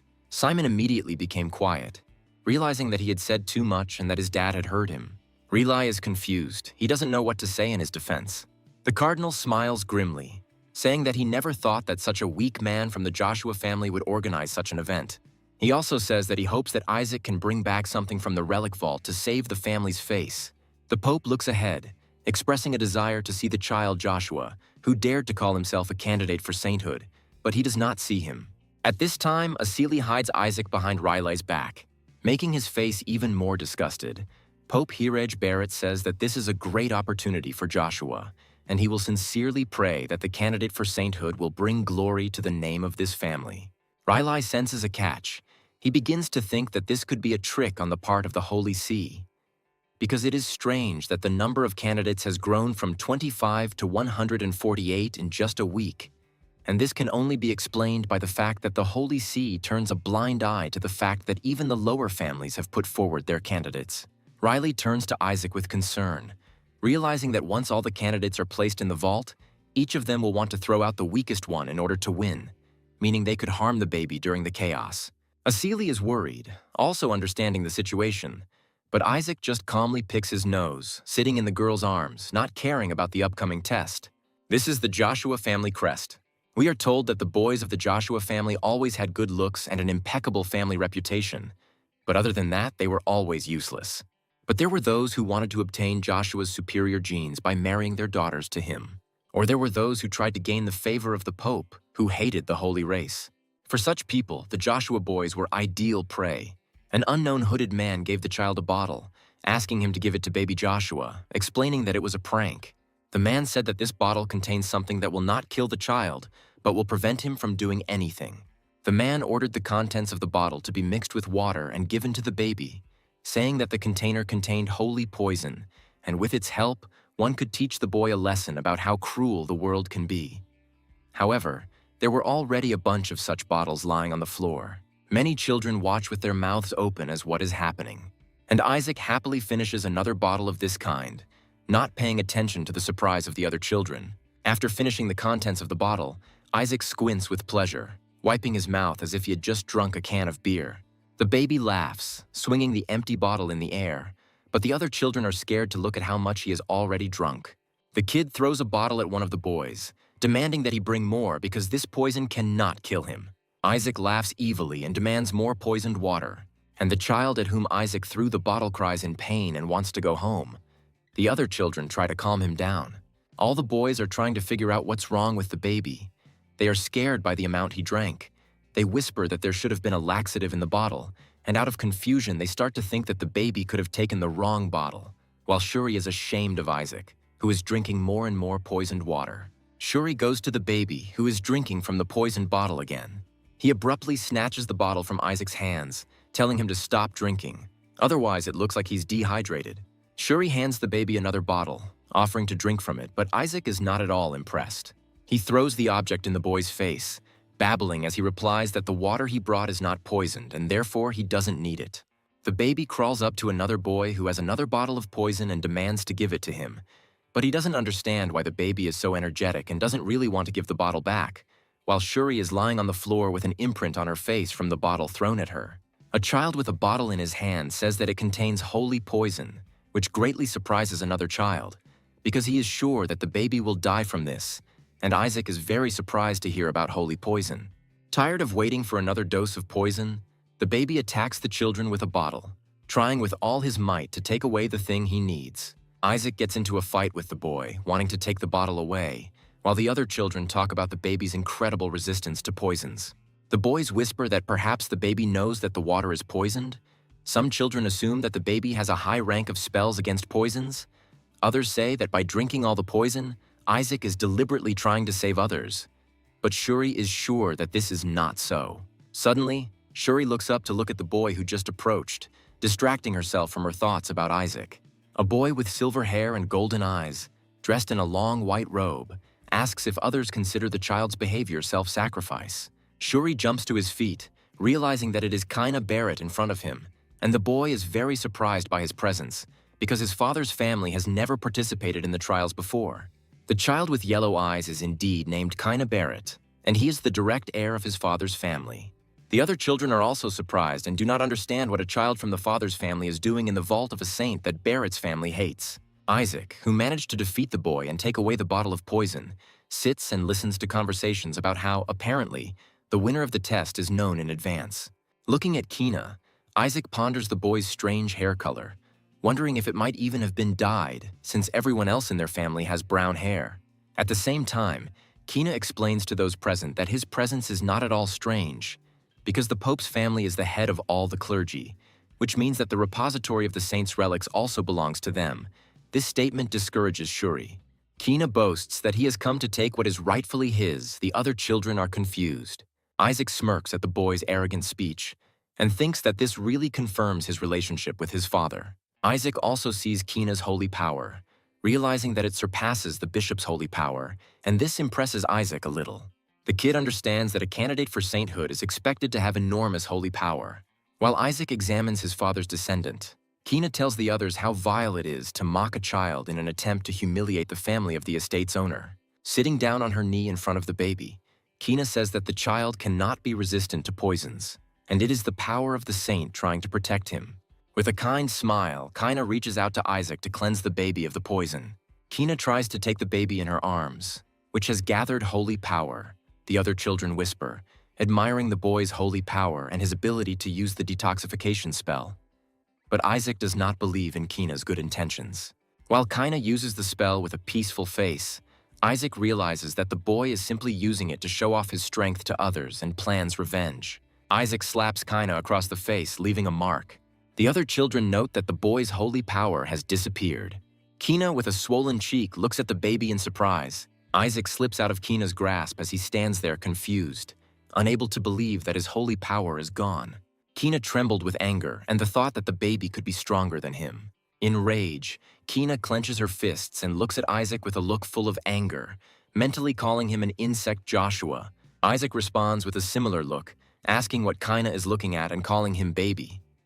Isaac squeezes the bottle tightly, crushing it and begins to threaten in his baby language, promising to smash Kina's skull with this bottle.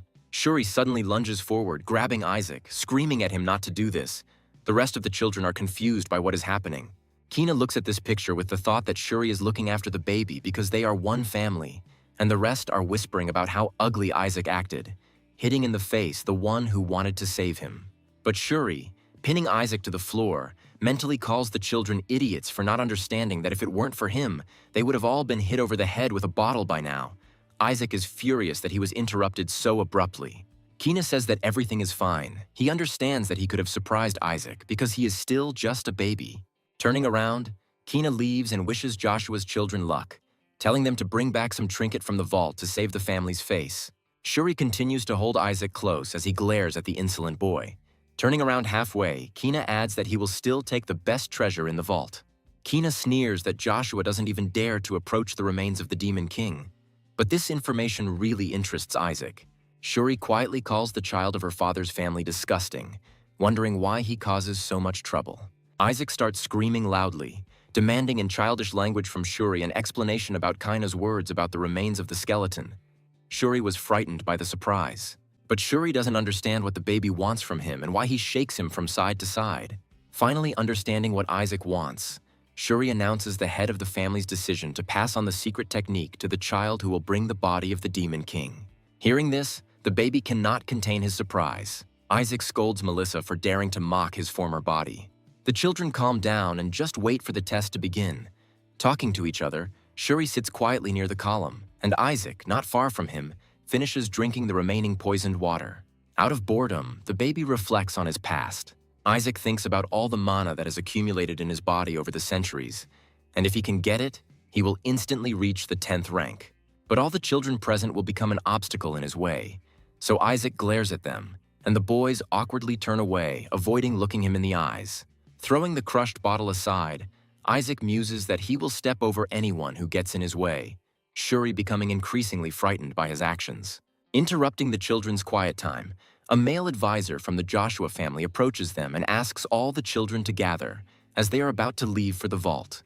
The advisor begins to tell that the relic vault is the Holy of Holies and that important relics are located there. But Isaac is bored listening to the story from the very beginning. The baby doesn't wait for the man to finish. He starts to crawl forward, but Shuri tries to stop him with a whisper. A cloud of dust rises and Shuri turns away to cover her face. Everyone is distracted from the elder's story, and Shuri tells the man that it is Isaac. The baby, having strengthened himself with magic, joyfully rushes forward. The elder shouts after the kid that he can't go there. There is a restricted area there and he can activate the traps. The children, watching Isaac's behavior, silently open their mouths. Having recovered from the initial shock, the man rushes after the baby and all the boys rush after him. Kina yells at the others to make sure they stop the little bastard. At this time, in the banquet hall of Joshua's house, the adults are waiting for their children. Relai and Asili stand aside, and the girl expresses hope that the young master is all right. One of the servants comes out onto the balcony and attracts the attention of everyone present by creating a magical sphere and announcing that they have established a connection with the inner space. The servant says that the familiars are following the candidate who took third place, so now everything will become clear, because the door to the first storage has opened, which means the test has begun. Riley is surprised that the test began so soon. The servant says that Armin Age is in third place, and Simon jumps up and down with joy and pride, clenching his fists. The servant then calls out the name of Shuri Joshua, who is in second place, and Gowel is very surprised by this, but quickly corrects himself and also praises his son. While the servant looks at who goes first, Relai and Asili are nervous. Finally, the servant loudly calls out Isaac's name, and Relai and Asili cannot contain their strong surprise. The magic ball shows a baby running at incredible speed, and an elder running after him. The servant again announces that Isaac Joshua is in first place. The elder tries with all his might to catch up with the little boy, persuading him not to go there. The man's hair and clothes are in disarray. He is exhausted, but still tries to catch up with the boy. The elder shouts that more traps will be activated if he heads there, but then Isaac's little foot hits another tile, which is pressed, and the elder is caught in a barrage of fire. The boys shy away from the triggered trap. Some start calling their mother and asking for help. Shuri runs after Isaac, screaming, trying to keep up. He shouts after the kid, calling him crazy and asking why he went where he wasn't wanted and created this mess. Still trying to catch Isaac, Shuri yells at him that the vault is already dangerous to live in, and now they have to dodge traps set for intruders. Isaac slows down as he reaches the doors to the next vault, but Shuri yells after him that the kid chose the wrong doors. Having a break, Whisper boasts to Isaac that thanks to the mana absorbed in the annex, he has become even stronger, to which the child replies that now the assistant will be able to work harder. Isaac orders Whisper to go and get him, pointing his finger in the right direction, and the assistant goes to carry out the order. The other boys also stop to rest, complaining that the test was already too difficult. A whisper passed over them. One of the children, distracted from the conversation, looks away in surprise. Pointing his finger, he says that this is Joshua's child, while Shuri rises into the air. While the other boys try to remember his name, Shuri dangles helplessly. The children begin to wonder how he flies, assuming that his family taught him the necessary spell beforehand. But Shuri despairs that this is not the case, and he flies against his will, wanting to be let go. And at this time, the joyful Whisper drags the boy to Isaac, and now it becomes clear who his little one asked to bring. Whisper drops Shuri next to Isaac, informing him that he has brought an informant. The kid smiles contentedly. Shuri lifts her face from the floor. Her nose is broken, but he doesn't pay attention and asks Isaac to stop this madness, telling the kid that even though he somehow miraculously passed the first vault, where there was a test of choice, the second vault is much more dangerous and can kill him. Shuri still tries to explain that the baby will need to overcome his fears and choose a difficult path, but Isaac, considering his brother noisy, activates another trap. As a defeated Shuri smokes on the floor, Isaac asks him to explain what is in the second vault. Shuri forces herself to explain that once they enter the vault, they must not attack the enemies under any circumstances. The kid is surprised, calling the information nonsense and does not understand why he cannot attack. But Shuri says that this is the only way. No matter what appears there, you just need to stand for 3 minutes until they disappear. Shuri tearfully asks Isaac to confirm that he understood everything for sure, otherwise they will both die. Isaac understands that the next test will be patience. Shuri doubts Isaac, reminding that someone really died in the second vault. The kid is ready to comply with the conditions because they are not complicated. He just needs to not attack for 3 minutes. With these thoughts, he opens the door of the second storage. As the door opens, a voice welcomes everyone to the level of equanimity, telling them that patience is a virtue and reminding them to remain calm and steadfast. Isaac looks into the opening room with a sweet face, and the voice continues that patience will definitely lead to light. Next, we are shown a group of children led by Kina. The boy asks Kina if everything is okay, since they are the last ones to go. Kina, with a cheeky grin, replies that there is no need to go down a dangerous path. Cannon fodder will do everything for them. Kina reminds the boys that there is an 8th rank demon at the entrance to the second storage facility, and the rest of the children will most likely be stuck there. Pleased with himself, Kina points forward. The boys look at the bright light at the end of the corridor. Kina says the test has already begun. When Shuri and Isaac saw who was speaking to them from behind the door, they felt a chill and goosebumps run through them. A young man in white robes, looking like a god, greeted the children with a sweet smile. Without even letting the man who met him finish his sentence, Isaac immediately attacked him with a spell. Less than 3 seconds had passed. While Isaac was viciously attacking the Gatekeeper, Shuri watched what was happening with her eyes bulging and her mouth wide open. Shuri remembered how a minute ago Isaac promised not to attack the one inside and to wait 3 minutes. And after what he saw, he sighed tiredly. Watching the burning gates, Shuri clutches her head and screams at Isaac about how crazy he is. In anger, Isaac mutters that he couldn't stay calm while looking at the god's face, and Whisper backs him up by saying that 3 seconds was enough. The voice informs that the children have failed, and divine punishment will be brought into effect for those who failed. A huge stone golem appears in the doorway. Isaac sits and calmly looks at the monster that has appeared, not even thinking about moving from his place. Shuri is ready to give up and says it's over, looking at the monster in horror, but Isaac prepares a new attack. Having collected mana, Isaac launches it at the golem. Shuri becomes more and more shocked by everything Isaac does.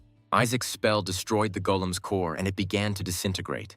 The baby sits with a serious face while Shuri wonders who he really is. The entrance to the second vault is blocked by golem debris. Isaac sits calmly in front of him, and Shuri is completely devastated by the baby's antics. Isaac looks at the dust that flew away after the golem crumbled, thinking that the demon was too weak for the promised 8th rank. After examining the remnants of magic, the child realizes that the golem was created by the magic of his subordinate, who is part of the elite squad of 14 familiars. This kind of magic is their hallmark, and Isaac wonders about the possibility that his subordinates are now working for Joshua like dogs, or that this place is connected to his body. Deciding that he will find out when he sees everything with his own eyes, the baby goes on, and Shuri again asks where he went. They are distracted by the boy's voice, and Shuri turns to the speaker, who is glad that Joshua's boys did them a favor. A red-haired boy comes out of the bushes, followed by several more children. The boy in front is called Nazar Sepet, and he is the son of the head of the Duke. He brazenly tells the other children that he was sure that Joshua's children knew how to pass the test. Nazar snidely thanks Shuri and Isaac for defeating the Gatekeeper, then asks them to get out of the way so they can enter the second vault first, lest Isaac activate the traps again. Shuri was confused, but Isaac just noted to himself how many people had survived the traps in the first vault. Nazar states that he didn't think Joshua's children were capable of such meanness, interfering with others using the storage device. The red-haired boy asks Shuri outright if he is working with the baby, and the question almost makes Shuri's eye twitch. Shuri tries to convince the other children, denying working with Isaac, but Nazar says that everyone saw how the baby dodged all the traps, and he himself could not do it. The boy notices a silver ring on Isaac's neck that Relic gave him, and points out this artifact to the others. Deciding that the ring must be impregnated with something, Nazar rips the rope from the baby's neck. Pleased with his action, the boy tells the other children that with this ring they will be able to dodge all traps. But Shuri mentally corrects Nazar, who did not even come close to guessing the purpose of the ring. Isaac doesn't pay attention to the others, calmly scratching his ear, and this behavior of his makes Shuri even more worried, because he already knows that Isaac is not the type to let others take anything away from him. Leaving Shuri and Isaac at the entrance, Nazar leads the other boys behind him, haughtily bidding Joshua farewell. The boy anticipates that it will be he, the heir to the Crimson Duke's family, who will be the one to bring the body of the Skeleton King. Having lost his vigilance, the boy steps on a tile which immediately falls down. Nazar doesn't have time to realize what's happening. Only his smile gets a little smaller, and everything around is immediately engulfed in flames, and Shuri even recoils from the heat. Dodging the heat of the flames, Shuri looks at Isaac suspiciously. The baby giggles contentedly and a little evilly, and Shuri begins to wonder if Isaac was using the other children as bait. With the traps disarmed and the other children eliminated, Isaac calmly rode on Shuri. The kid enjoys eliminating his rivals, looking down on them. However, not all the children entered the second vault with Nazar, and the remaining ones are now trailing behind Isaac, and this is stressing him out, and out of irritation, the kid grabs his brother's hair, almost tearing it out. The children following behind talk about Isaac as a child with a divine feeling. It's not for nothing that he comes from a family of saints. They admire the baby, and they call Nazar strange because he decided that the ring was magic, when in fact it was just an antique. Whisper teases the owner, telling him that others have realized his greatness, but this angers Isaac. However, Shuri, listening to the boy's speech, does not share their delight, mentally suggesting that they run away before it's too late, because Isaac is more terrible than any demon. Resigned to her fate, Shuri simply carries Isaac, but another boy appears on their way. He says that if a saint does exist, it must be someone like the younger Joshua, and then introduces himself as the second prince of the Julius kingdom. The boys on the side begin to whisper that this kingdom is located to the east of the Holy Empire of Helen, and their prince has received the blessing of the god. Isaac finds this information useful, as does the prince himself. But Shuri distracts the baby from his thoughts by telling him that they have arrived. In front of the children there are more doors, all ready to the third storage facility. Glowing balls appear in the air and a voice greets the candidates. Hooded figures emerge from the bright light and tell the children that they are on the memory floor. The robed and hooded figures look very much like angels. They have wings and divine weapons, and they ask children to show determination and courage. The boys are glad that they followed Isaac and not the red-haired boy, because now they will definitely be able to pass the test and get the main prize. But Shuri listens carefully to what the gatekeepers say. What he hears makes him confused. One of the hooded figures says that they only need to defeat them, the gatekeepers, and the children will receive glory. Isaac looks closely at the creatures, beginning to guess their nature, while the boys in the background say that they must fight them. The kid became convinced that he was right, having solved the gatekeeper's secret. He thinks it will be fun now. Isaac begins to babble and wave his arms vigorously. Shuri realizes that Isaac wants to do something and also reflects on the fact that Isaac's decisions have always been correct, which means the gatekeepers are lying. Shuri remembers how Isaac simply skipped the first vault, which was about choice. The second vault was related to calm, but Isaac was not calm at all. The third is related to memory, which means it is worth remembering what happened in the first two storages. While Shuri is thinking, the figures with wings are simply waiting for the children to act. Remembering everything that happened and the Gatekeeper's words about the battle, Shuri comes to the conclusion that under no circumstances should she attack these creatures. Isaac commands the other candidates to step back. They obey, believing that the baby knows how to pass the test. Shuri is only amazed that this time Isaac made the right choice. Shuri mentally praises Isaac for his decision, still considering the baby a devil, but also not denying that the baby is still the descendant of a saint. Shuri is about to change her mind about Isaac, thinking that maybe he just couldn't understand the kid all this time. But Isaac is already preparing for another attack with a satisfied grin. Shuri is about to accept the fact that Isaac is willing to sacrifice himself to help others. But just then, Isaac launches a fire sphere into the face of one of the winged figures. The kid is absolutely pleased with himself, while Shuri is in a stupor. The Gatekeeper was injured, but he did not let go of the weapon, and the children were told that they had made the wrong choice. In response to the toddler's attack, the Gatekeeper throws fire at the other boys. The children are thrown back by the blast wave and scream for help. Shuri and Isaac stand aside and watch all this disgrace. Shuri is speechless, and Isaac is pleased with what was done.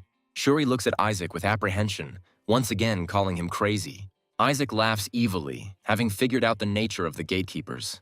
The angel's guise has fallen from the Gatekeepers, and in fact, they turn out to be ugly demons who tell the candidates that they were wrong to believe someone else's words. And Isaac is convinced of the correctness of his thoughts. These creatures are lying puppets created by the magic of 14 familiars. Isaac laughs, pointing at the puppets, and gleefully asks them to show the other boys how cruel life can be, while Shuri is once again forced to put up with the toddler's behavior. Fires are burning everywhere, and the testing room is filled with smoke and dust. The children try to dodge the attacks. They are scared. Some are crying. One of the children asks where these Joshuas are, and the second one answers that they were here a minute ago. At this time, Shuri and Isaac, as well as another boy, stand, covered by a holy spell of the 6th rank, giving invisibility. The child is surprised. Shuri, as always, is horrified by the actions of the kid, and only Isaac enjoys what is happening. Isaac happily remembers that it was his uncle who showed him the invisibility spell to use in a critical situation. The boy who also ended up under invisibility is the Prince of the Kingdom, Julius. He thanks Isaac for covering him with a spell as well, and the kid gives a thumbs up saying that it's nothing special. And immediately Isaac throws his silver ring, given to him by Relic, into the boy's hands, and he is surprised. The prince examines the ring and with tears of gratitude, asks the boy if he is giving the ring because the boy cannot fight demons, to which Isaac only indifferently picks his ear. The prince thanks the baby with all his heart, promising to remember his kindness and tell his father about it. But the ring has already begun to glow with magic. The bright light that enveloped the child began to suck all the life force out of him, frightening Shuri, who was standing nearby. Whisper admires his master again, and the baby is happy with the ring's effect, because the prince had the greatest holy power. Isaac laughs evilly, satisfied with the result, and Shuri, looking at his terrifying smile, thinks about what kind of monster her uncle brought into their family. The other children desperately try to fight the puppets using holy power and all their knowledge. The demons pounce on the children, telling them that they must accept their punishment. The boys work together to defeat the Gatekeepers using defensive and offensive magic. The child was already ready to cast an attack spell at the puppets, gathering a fireball in his hand. But suddenly he fell down, exhausted, enveloped in mana, and his partner was confused by what had happened. The dark-haired boy asks his friend what happened, but he has lost consciousness. While the dark-haired child tries to understand what is happening, the same silver ring, shrouded in a spell, approaches him. And as soon as the ring touched the boy, it sucked all the strength out of him. And in confusion, the puppets even stopped attacking. The demon left the exhausted children alone, looking around the room. He began to look to see if there were any others who had bought into the lie. A whisper tells the owner that the ring has absorbed the holy power of all the children. We see that he was the one who carried the ring from one child to another to collect their power. But Isaac points to the remaining candidates who still have holy power. The whisper goes to the remaining boys, who were about to be attacked by the demon. The boy fell to his knees right in front of the Gatekeeper as soon as Whisper brought the ring to him. The second child was confused, not understanding what had happened. The demon was also puzzled by the situation, but did not stop attacking. Isaac mentally asks the children not to be offended by him, because the lying puppet does not attack neutralized enemies. And the kid thinks that it is better to lose consciousness from the fact that the holy power was sucked out of you than to be subjected to a physical attack. Whisper tells Isaac that everything is almost ready. But suddenly a fireball appeared, and Whisper wonders what it is. The fire immediately covered one of the gatekeepers. A spark from the burning demon hit Whisper, and he was also hurt.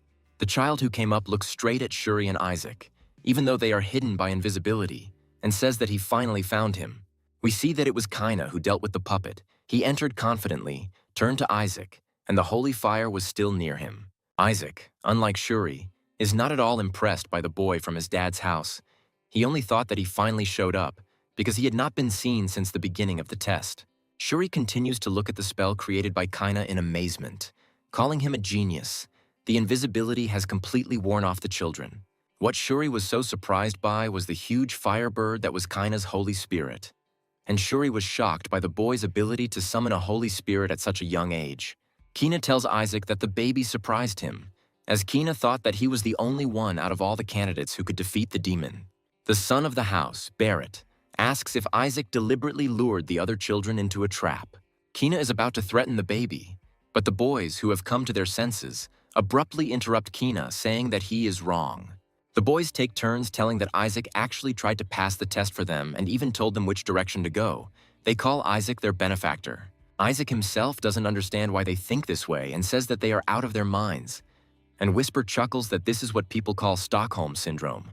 Kina immediately makes a snide remark that boys should be ashamed to call themselves candidates for sainthood if they need the help of a baby. The dark-haired boy is outraged by Kina's words, answering him that he himself was hiding the whole time while the others were looking for traps, and speaks as if he had done a great deed. The other children pick up on the boy's speech, starting to whisper that Isaac is more like a saint, since Kaina himself escaped all the trouble and they promise to tell their parents everything as soon as they get out of this place, and want to ask their parents to follow Joshua's family.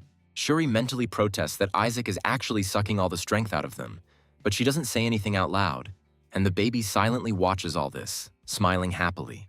The dark-haired boy continues to defend Isaac, insisting that without him, everyone else would be in big trouble. The boy's speech is interrupted and he turns around abruptly at the noise behind him. A new fireball appeared in the hall, rising to the ceiling. The walls and floor of the storage room began to shake, frightening the children, who immediately stopped all arguing. And another gate appeared. The children decided that these were the doors to the next storage, which meant that the previous test was completed. The fireball hovered in front of the new gate, and a voice from the ball congratulated all the candidates on completing the test, and also said that he was the last gatekeeper before entering the main repository of relics. The voice then offers the children a choice, to take the treasure right here and finish the test, or to enter the vault. Kina looks at the ball with suspicion. One of the children immediately replies that naturally they want to enter the vault, but the gatekeeper interrupts him, reminding him that he must choose wisely. The voice again asks the question about choice, and the children are already doubting what is right. The gatekeeper adds that if the children can pass the test, they will find the treasures of the main vault. But if not, they will die. The children's mouths dropped open in fear, doubting their decision. Whisper tells Isaac that he recognizes the mana that is felt from the voice, and Isaac confirms the assistant's words, agreeing that it is a dragon. Isaac squints suspiciously, thinking that the words about death in the vault are definitely not a lie.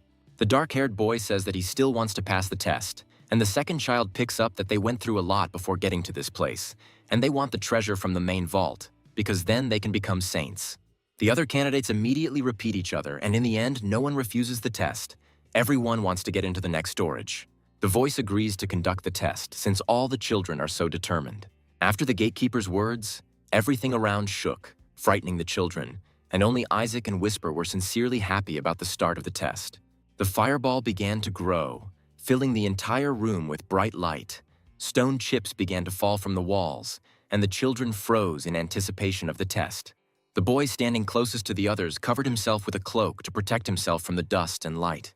The voice informs him that the final test is quite simple, and Isaac can no longer contain his joyful anticipation, dreaming of seeing his old body as soon as possible. Instead of a fireball, a huge stone statue of a god appeared, and a voice announced a test in which one must offer a prayer to one's god. The boys gathered closer, looking at the statue of the god.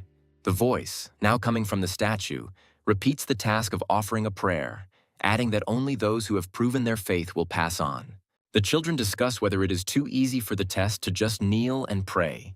At this point, Isaac had already made a dissatisfied face, firmly deciding that he would never do what the statue said. Remembering the face of the real God that Isaac had to deal with in the past, he decides to never kneel before this bastard who deceived Isaac for hundreds of years, and in the end, tried to seal him. Finally making up his mind, the dark-haired boy steps forward, saying that there is nothing difficult in simply praying to his God. He kneels down and recites words of prayer, offering worship. The statue praises the boy for his diligent studies and says that he has passed the test. The child is happy, and the others immediately decide to follow his example. While everyone is busy with the test, Isaac jumps off Shuri's shoulders with a sly expression on his face. Shuri tries to stop Isaac by telling him to pray, but the kid kicks his brother in the leg, outraged at why on earth he should. Shuri fell down from the blow and is angry at Isaac, while the toddler looks at the child who stepped forward. Kina came out in front of all the children and said that in the Holy See he was taught how to pray correctly. He shows others the correct posture for worshiping the Lord. The boys immediately chime in that they want to do the same. One of the children was confused and hesitated, but the voice immediately asked what they were waiting for, and if they changed their minds, death awaited them. Having come to his senses, the boy replies that he has not changed his mind and will definitely do what is required. The remaining children repeat after him and kneel down, but the statue turns its attention to Isaac, who is not going to kneel, and asks why. Isaac replies with irritation that he is not crazy enough to do such a thing. The other children turn to look at the little boy, asking what is wrong with him and if he has problems with his faith. The children whisper about rumors that Joshua's family is losing faith, and Shuri, standing in a prayer pose, mentally asks Isaac to stop disgracing the family name and just pray. But Isaac ignores all words and looks. Kina, smiling, thinks that everything is being recorded and the baby may lose the chance to become a saint. Kina starts praying again, reassured that Isaac is no longer a competitor, because even with his enormous talent, without faith, everything is useless. The statue tells Isaac that such behavior is highly disrespectful to the saint's family, to which the kid just brushes it off. He doesn't care. Isaac protests that he would rather die than kneel before this piece of shit, to which the statue falls silent. The kid tells the statue that it could kill him, and immediately feels pressure. With its power, the statue tries to force the baby to kneel by exerting magical pressure. But Isaac resists with all his might, not wanting to fulfill the will of the Gatekeeper. Continuing to press Isaac with magic, the statue calls him a blasphemer and orders him to perish. And yet the baby does not give in, resisting the magic and mentally sending the statue to hell. Tired of enduring it, Isaac summons magic, intending to destroy the statue, although Whisper warns that it is dangerous. At the last moment, when Isaac is about to attack, the statue suddenly smiles, pleased with the baby's behavior. Not expecting to hear something like this, Isaac dispels the spell, looking up at the statue in surprise. Whisper also cannot understand what happened, but the Gatekeeper informs that the little candidate has passed the test and can go further. Kina and the other children are stunned by what they hear. Jumping to her feet, Kina begins to shout that, following the will of the Gatekeeper, everyone began to pray, but Isaac refused and passed, and this is not fair. The statue replies that only the baby showed his faith in God, and that is why they let him pass further. Isaac is in shock from what he heard. He does not understand what he did. The Gatekeeper stops smiling and asks the children if they really don't understand why Isaac was the only one who was right, and then tells Kina that he knelt before a statue and not the god himself. The boy was confused by the Gatekeeper's words. The statue continues to scold the children, asking if their faith is really idol worship. Shuri immediately understands what the Gatekeeper is talking about. Even if the statue looks like their god, it is still an idol, and the children were deceived. Other candidates try to justify themselves by saying that the statue looks exactly like the Lord on holy images, although some object that the Holy Scriptures say that one should not worship statues. The Gatekeeper asks the children to pay attention to the little boy, because even under the threat of death, he did not give in and kept the faith, and that is why only he can go further. Isaac stands there smirking at how it all turned out, and his assistant makes fun of him for his faith. But Isaac just shrugs it off. Kina turns angrily to Isaac and says she can't accept this. Kina tries to challenge the statue's decision, arguing that the baby can't even talk or walk, and there is no evidence that he is kneeling outside of his faith.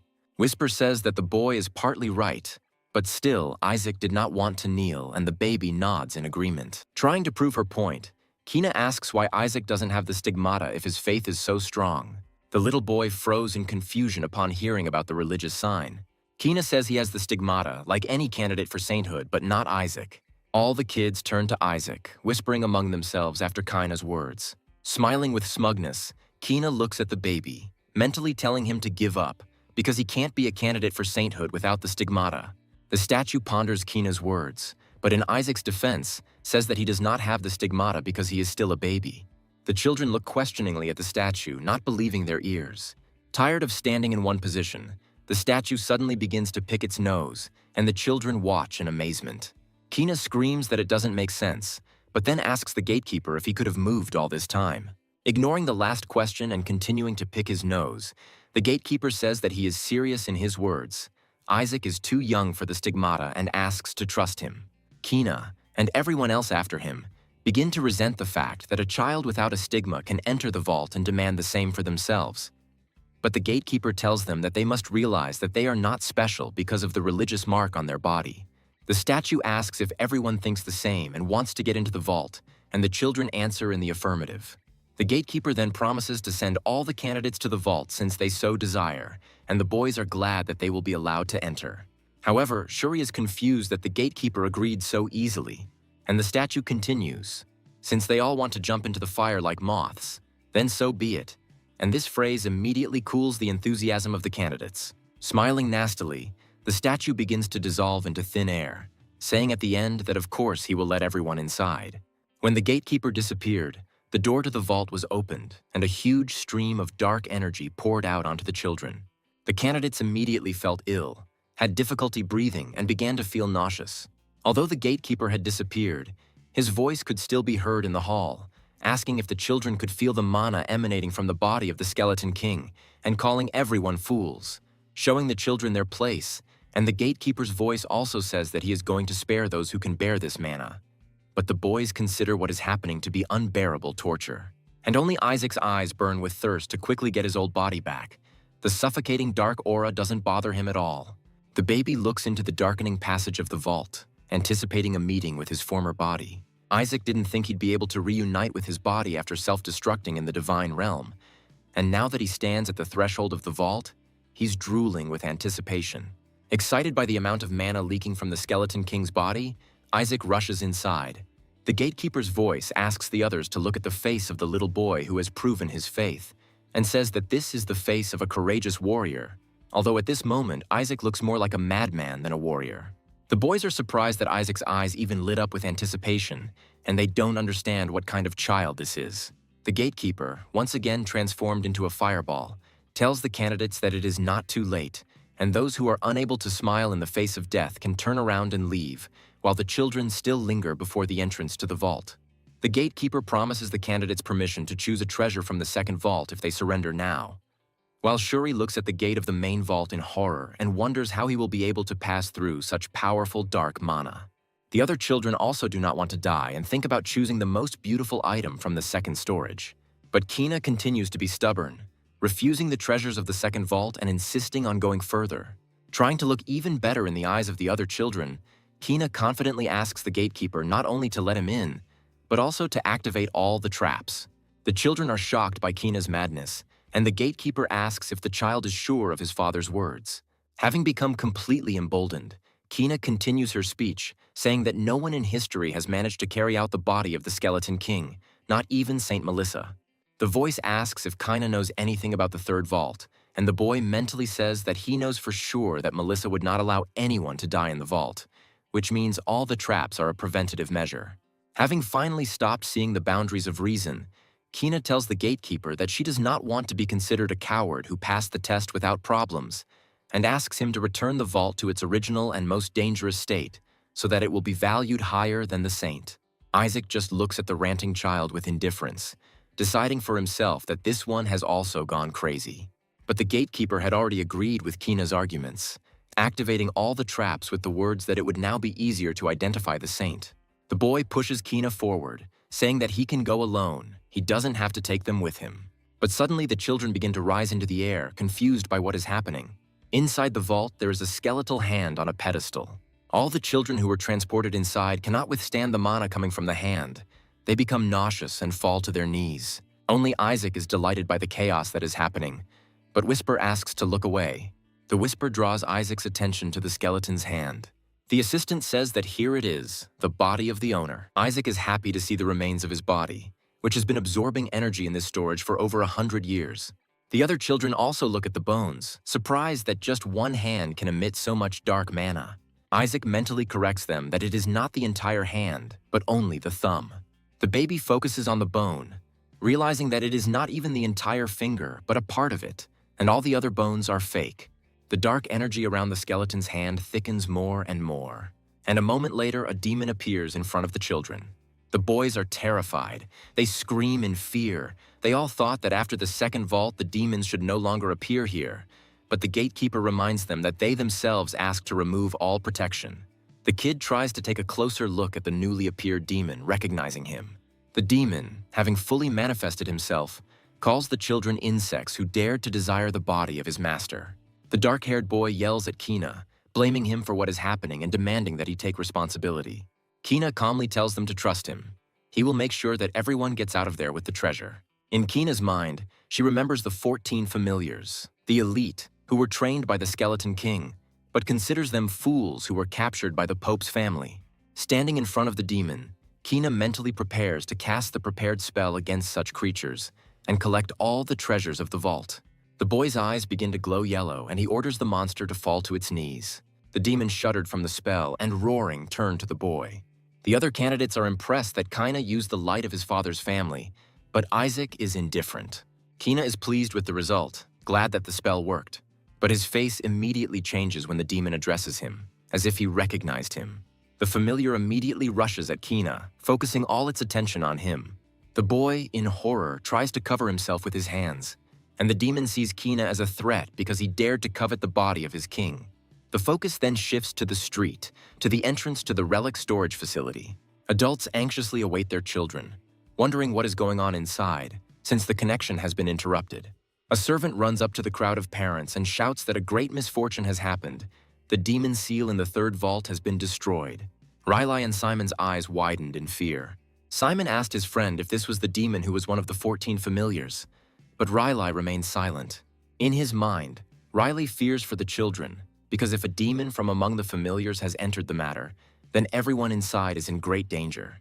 The elders ask what happened to their colleagues who went with the children as guards, but the servants reply that they disappeared while trying to disarm the traps, and the children are now in trouble. The adults continue their conversation, deciding how to quickly get the children out of the vault and stop the test, because the little candidates definitely won't be able to handle the monster. At this time, a portal begins to glow behind their backs.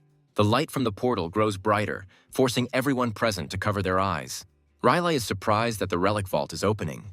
Everyone is wondering what that intense light is coming from the portal. The servants ask everyone to move away from the portal because it could be dangerous. Dark mana could leak out. One of the elders, pointing his finger at the portal, says that he does not feel the presence of a demon there. The female advisor wonders if the demon has been defeated, while behind her, the father rejoices, thinking that it was Kina who did it. Simon asks Riley which child it could be, while the others whisper that it must be Kina Barrett, as expected from Dad's family. Riley just purses her lips, worried about Isaac and not thinking about anything else. The elder congratulates the cardinal, and several other families praise Kina for a result worthy of the strongest candidate for sainthood. Dad says with satisfaction that Kina has done a great job. The cardinal gloats to Joshua's family, thinking that their disobedience to the papal family is now over. He sarcastically remarks, looking at Riley standing nearby, that since Kina now has the body of the Skeleton King, Joshua will have to bow his heads. Pleased with the outcome, Dad Hirej Barrett is confident that Joshua's family streak will be broken. Someone shouts that the children are coming out of the vault, and Riley and the cardinal look ahead. Dad with a victorious smile and Riley with excitement. Riley doesn't care about winning. He just wants Isaac and Shuri to be okay. The first shadows of children emerging can be seen in the portal. There are people standing in front of the portal, greeting their children after the test. The children run up to their families in tears. Riley walks around and examines everyone, noticing that many of the children are wounded, but there are no serious injuries. Riley, Asili, and Simon are still waiting, and behind their backs, people are saying that the children who entered the third vault have not returned yet.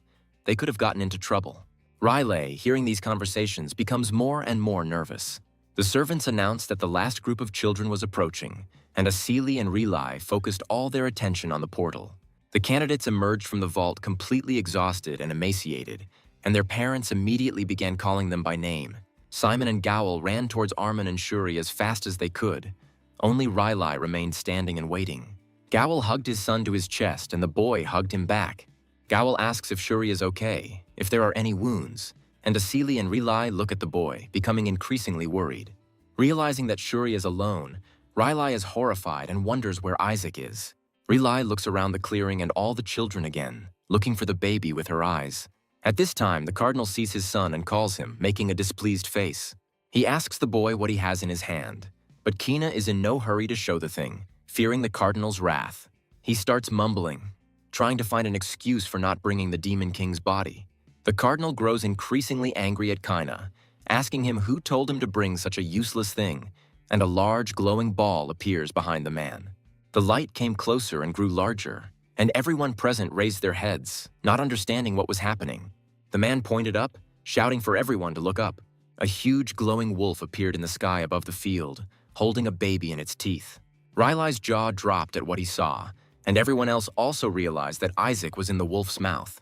The baby smiles smugly, proudly folding his arms across his chest. Carefully holding the baby by his clothes, the wolf lands in the clearing.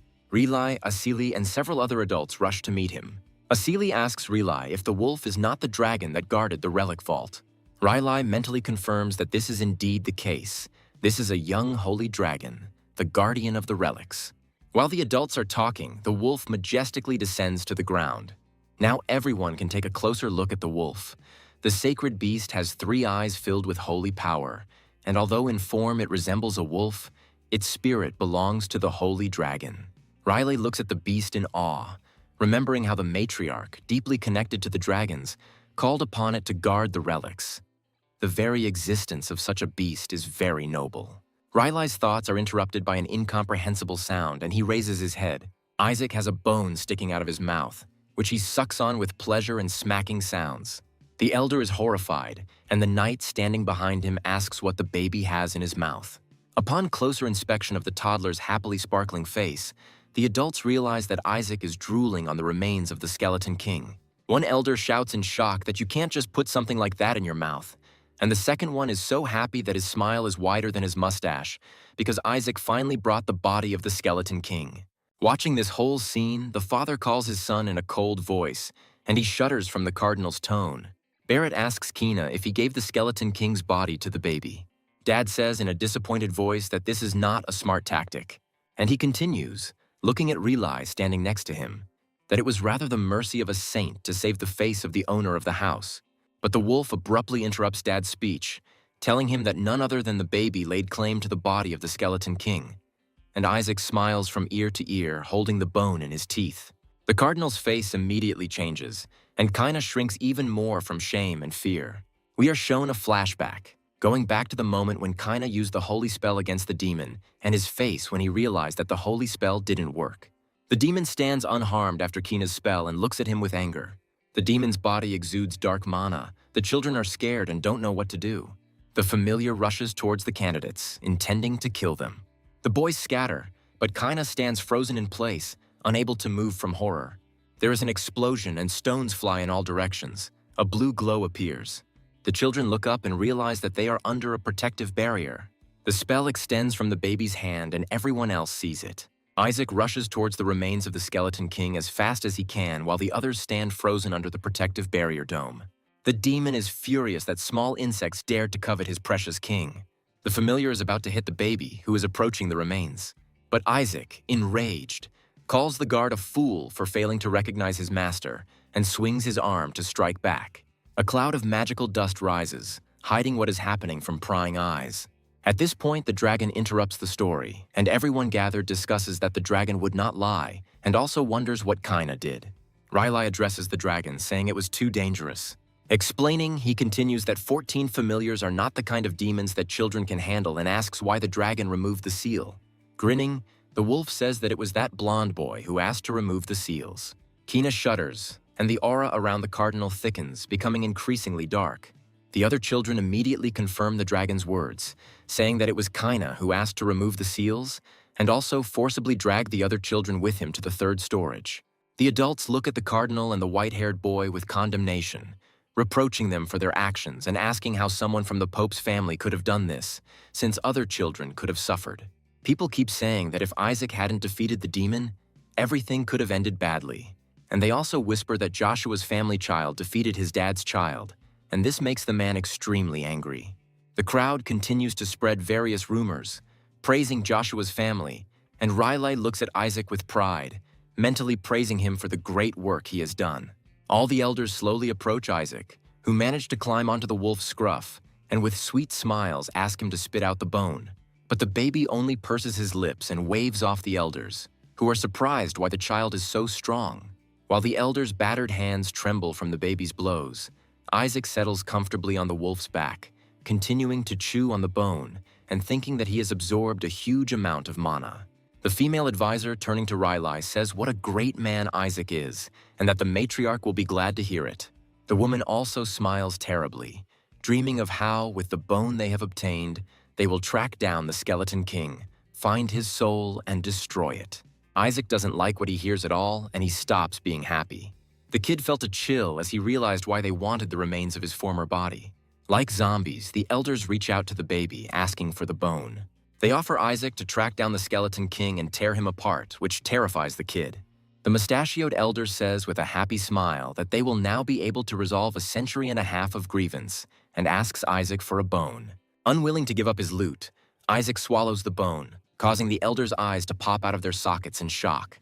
They look in shock at Isaac, who is calmly picking his teeth. Meanwhile, the dragon, having released the baby to the ground, flies away from the people, calling them crazy and hoping never to meet them again. The next day, we see a beautiful room in Joshua's estate. In this room, the elders are picking at something with a stick, searching. Not finding what they are looking for, they fall to their knees and clutch their heads, asking why it won't come out, and we see that they are rummaging through the baby's excrement.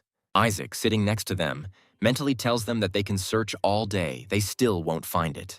And then Isaac is distracted from the elders, remembering what happened in the relic storage, and it worries him very much. When he hit the familiar, it immediately flew to the side. As he fell, the demon asked if it was really him, his master, because the news of the king's death had long since spread in their world, and this information greatly surprised the baby. Bleeding, the familiar is glad that its master has returned alive. As the demon disappears, he says that he wants to serve his master and mutters incoherently about capturing something. Isaac, realizing that he had rushed things, asks the monster to speak more clearly before he dies and needs answers to his questions. But it was too late. The kid wonders if those who captured the demon were from his father's family. He wants to check it out. But they prevent him from thinking by shoving a bottle under his nose. With a worried face, Riley shoves a bottle at Isaac and loudly asks him to poop, and this all brings Whisper to hysterical laughter. The elders ask for more laxatives and stronger ones. Isaac presses his lips together with all his might, and Whisper can't stop laughing. The elder bites his nails, afraid that the matriarch will find out and want to cut Isaac open to get the bone. Riley tells the elder that everything will be fine, although he himself is more worried than the others. But then Riley remembers that the matriarch ripped open one of her sons, and she might do the same to her grandson. Now the elder and Riley are biting their nails together out of fear. Confused, Whisper asks the owner if Melissa has gone on a pilgrimage. Isaac confirms that she has, and it will take her time to return. The kid tells the assistant that he needs to absorb all the mana before Melissa returns and escape, at which point Howl enters the room. Gowl turns to Riley, telling him to hurry, and everyone else also turns to look at the newcomer. Howl reports that Riley is being summoned by the matriarch, which surprises Isaac. Riley is shocked that her mother has already arrived, as she has never returned from a pilgrimage so quickly before. Isaac is angry that Melissa came back early because of him, ruining his plans. He checks how the mana absorption is going and understands that the process is not complete, and this is bad. The baby is terrified because knowing Melissa, she will definitely perform an autopsy on him.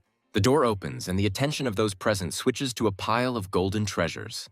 The elders are impressed that so many gifts were sent for Isaac. Riley let out a breath when he realized it wasn't Melissa who had come, but Howl who had laughed at him. Howl jokes that Melissa only sent a message. He didn't say she arrived. Isaac gets angry at his uncle, calling him bad names. The captain of the knights reports that the Pope also sent gifts. The elders immediately start spitting and tell the knight to sell everything, but the captain asks him to speak more quietly. Otherwise, the Pope's messengers will hear. Everyone turns to look at the newcomer when he says that Dad sent gifts as a sign of apology and favor to Joshua's family. The messenger approaches the assembled adults with a polite smile and takes a box out of his clothes, unmistakably guessing that no one is delighted with Dad's gifts. But the messenger was sure that they would definitely like this gift and opened the box in front of Relic, conveying the cardinal's words that this would greatly help Isaac. The elders did not expect to see such a gift. The box contained an order called the Triple Crown. The kid makes a face and asks what this thing is, and Whisper replies that it is a disgusting thing, a medal with his dad's seal. The adults are talking. Panic is on their faces. They did not expect to receive a medal from Dad, and the messenger just continues to smile politely and wait. The messenger turned to Relic, who flinched. Dad's man asks Relic to take the medal and give it to Isaac, and this proposal throws everyone off balance. Isaac looks at Relic, who hesitates in confusion. The kid does not understand why the gift is being given to his uncle if the medal is for him. Relic trembles, asking the messenger if his father really asked him to give the medal to him and not to Isaac, and the man answers in the affirmative.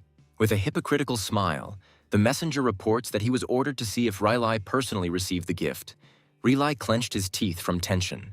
The advisor yells at the dad's man if he is in his right mind to give away what belongs to Isaac to another family member. The advisor points a finger at the envoy, asking why he is giving the medal to another if he knows it symbolizes the death of the recipient. Isaac and his assistant were left speechless at what they heard. The messenger continues to say with a smile, as if the Pope's intentions should not be misunderstood, the medal was ordered to be given to Relic only because Isaac was still too young. But the elder does not calm down, continuing to point out the offensive gestures on the part of the cardinal, asking what kind of ribbon is on the medal then. The medal has a sunflower on the ribbon, symbolizing a dead person, and the elder insists that the Pope's people should know this. The female advisor screams angrily, cursing the Pope and his house for the eternal mockery of Joshua's curse.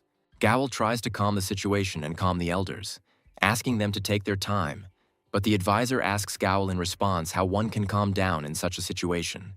Howell tries to make the argument that the scandal could look like open hostility towards the Pope's family, and that would not benefit Joshua's family. To himself, Howell thinks that the cardinal chose a very humiliating way to tell Joshua to know his place, and although Howell himself is close to the cardinal's family, even he considers such an act indecent. In his mind, Howell is glad that Relic and Isaac will not be able to achieve heights. This is for the benefit of Howell, but out loud the man asks Relic to accept the gift and be grateful. However, Relic objects to his brother. Isaac is tired of watching all this and decides that this won't do. The messenger is puzzled, not understanding what happened, but a blue flame appeared on the medal. The fire quickly grew, spreading to the man's hands, and he threw the box away, covering his face with his hands. Howell stared at the fire in fear. The flame rose to the ceiling, turning into a huge ball.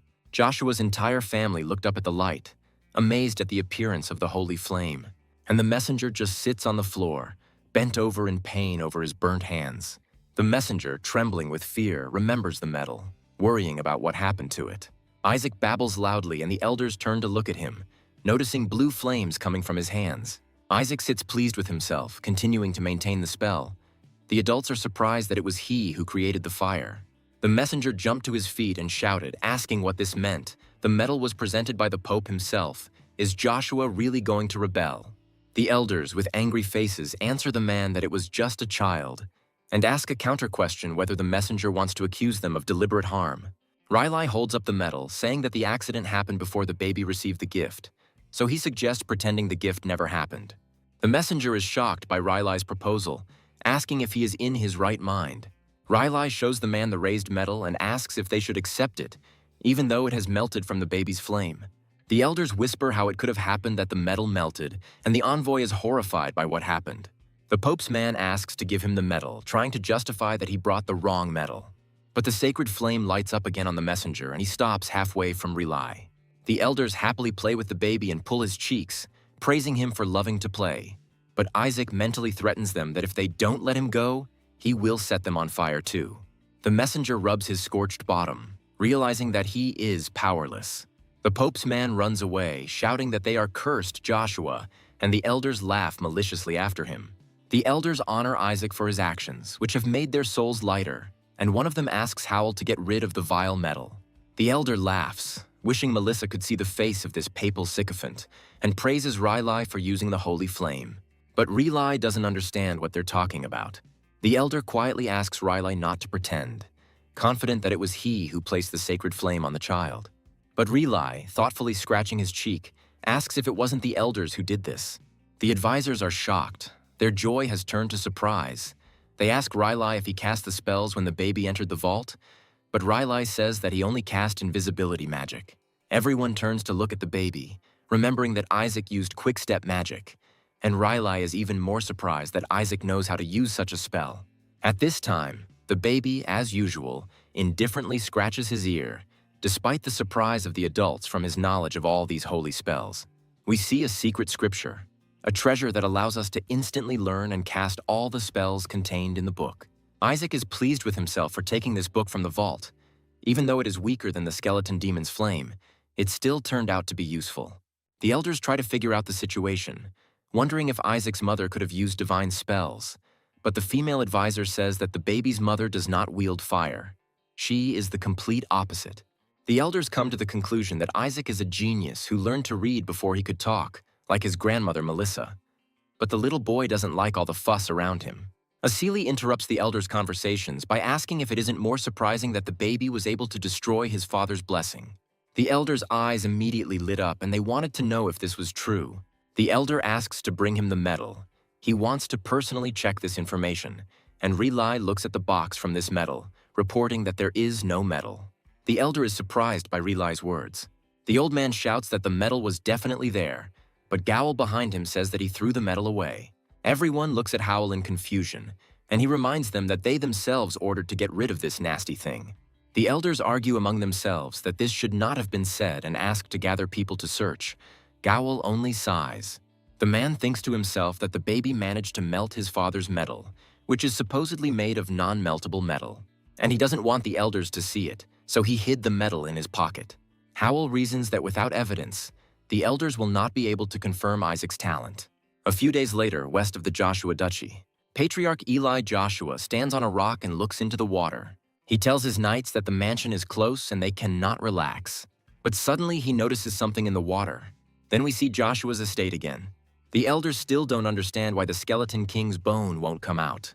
And the happy baby sits surrounded by a mountain of bottles, having stuffed himself with food containing laxatives.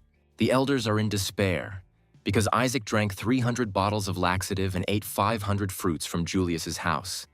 The baby only burps, mentally rejoicing that the fruits were tasty. Besides, they increase closeness with the holy beasts. Isaac is glad that the holy beasts help in battle, which means he will need them when he wants to blow the Pope and the gods to smithereens.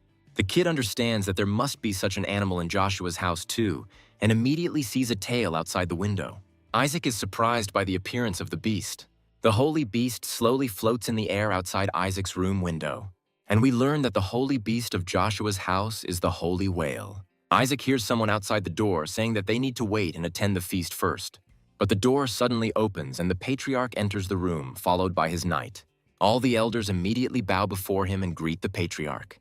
Isaac looks at the patriarch and realizes that this is his grandfather. The kid loves how much his grandfather radiates the power of survival. Isaac has a good feeling about this. Riley rushes forward to shield the baby and asks his father to wait a little longer and not to cut the baby's stomach open. But Isaac tells his uncle not to worry, because he would never cut it open for anything in the world.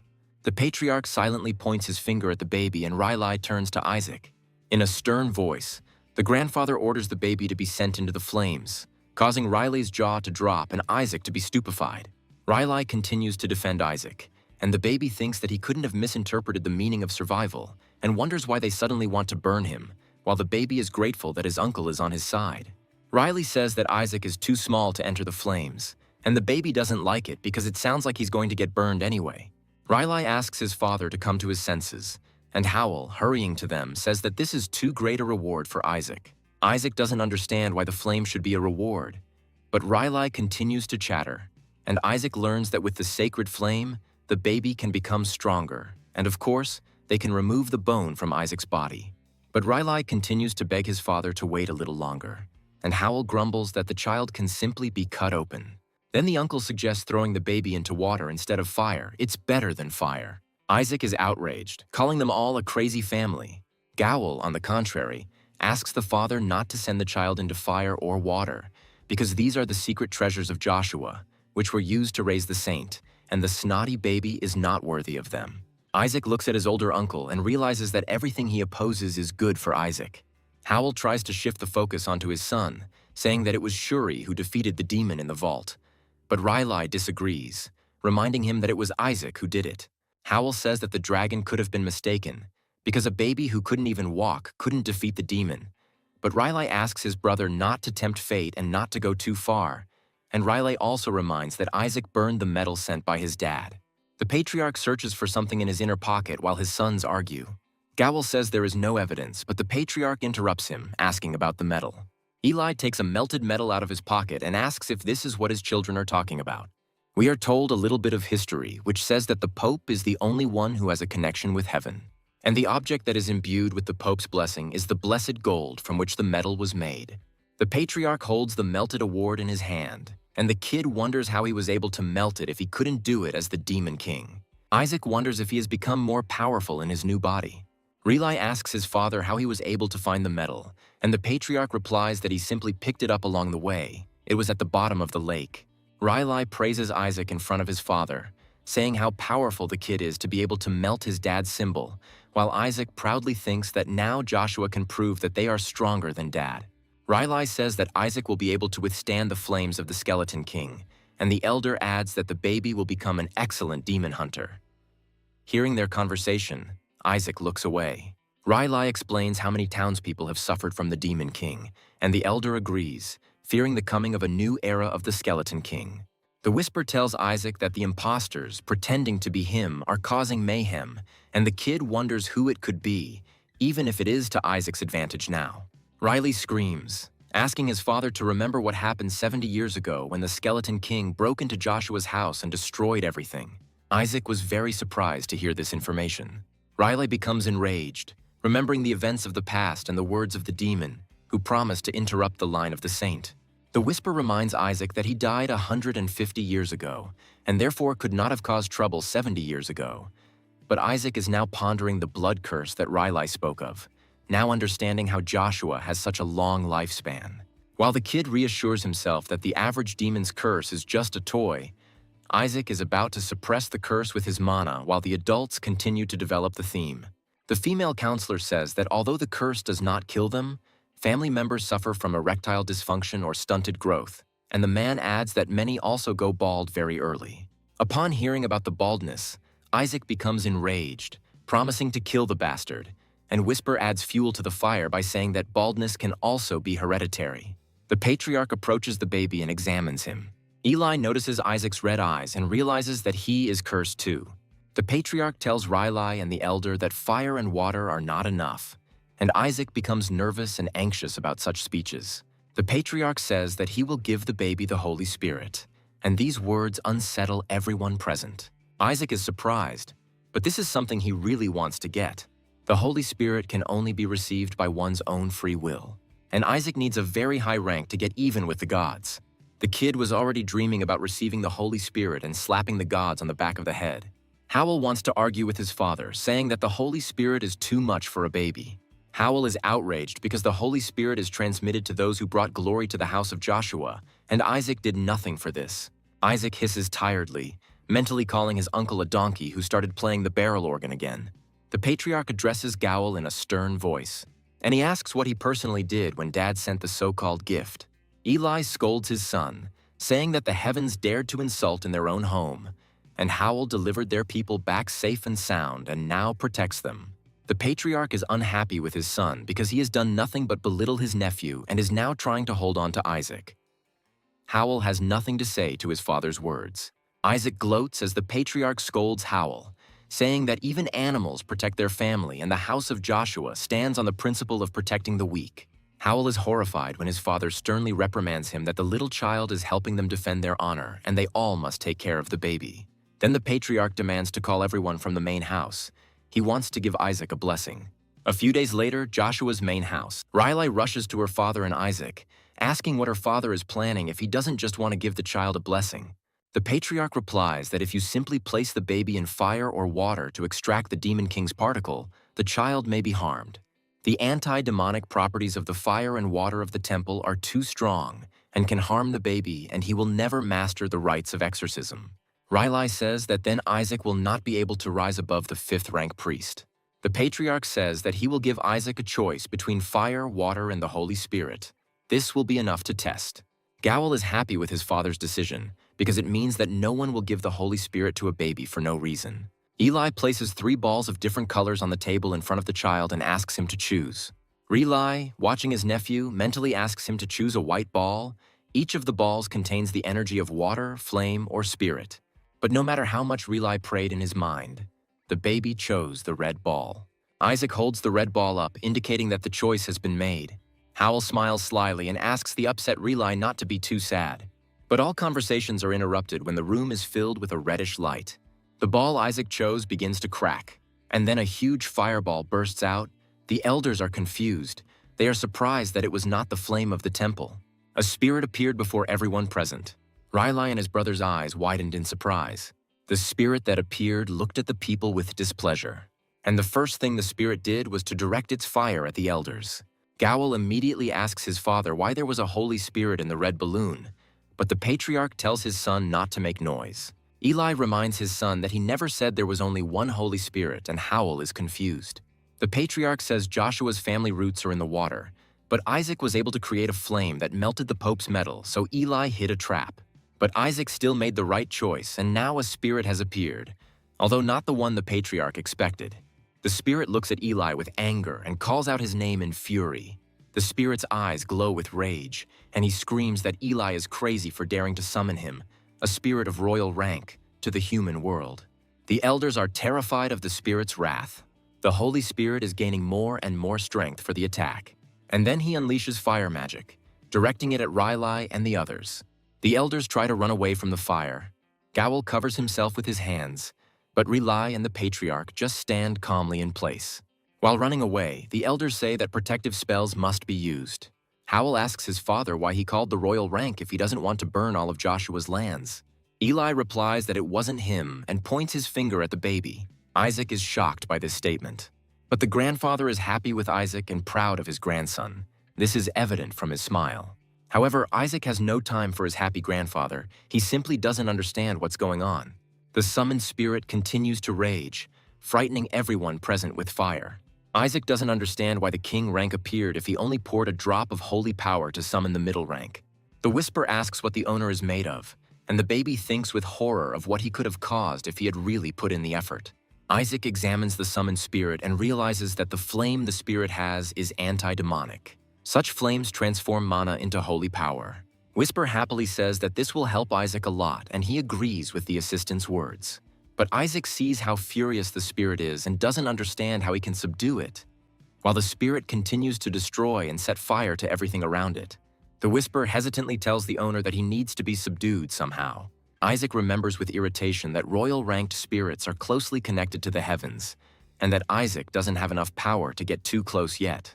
The elder, who has already suffered considerably from the spirit's tricks, tearfully asks the patriarch to send the crazy spirit back, because this is a terrible spirit of royal rank, which even the gods have rejected. But the patriarch calmly says that if he were condemned for the color of his hair, he would also have broken ties with the gods, and it all started because of stupid prejudices against black hair. But the spirit launches another portion of fire at the elder, forcing him to remain silent. The spirit speaks menacingly to Eli, asking what he was thinking, calling him to the ritual of submission. But the patriarch calmly points to Isaac and tells the spirit that the baby called him. The spirit looks at the baby with distrust, and Isaac begins to smile happily at him. The spirit becomes even more angry, calling Eli a madman who easily sacrificed a baby to summon him. But the patriarch denies everything. The spirit says that even if Joshua's house is falling apart, he should not do this to the newborn. But Isaac's manic expression cools his spirit, and he asks what's happening to him. Isaac only thinks about how he wants to get this spirit. Since he is so capable and hostile to the gods, the kid wants to use the spirit as a filter for mana. The spirit says that since Eli won't confess, he will check the baby himself. If he really summoned the spirit himself through the ritual of subjugation, he will withstand the attack. Isaac continues to sit with a longing face and stretch his hands toward the spirit. The fireball hits right where the baby was sitting, and Riley rushes towards him in panic. And the spirit, pleased with itself, says that it is better for the child to meet a peaceful end at its hands. But Isaac seemed not to notice the attack, crawling towards the spirit with the same blissful face and laughing. The patriarch asks whether the spirit is convinced that it was this young brat who called him here, and the spirit has nothing to object to.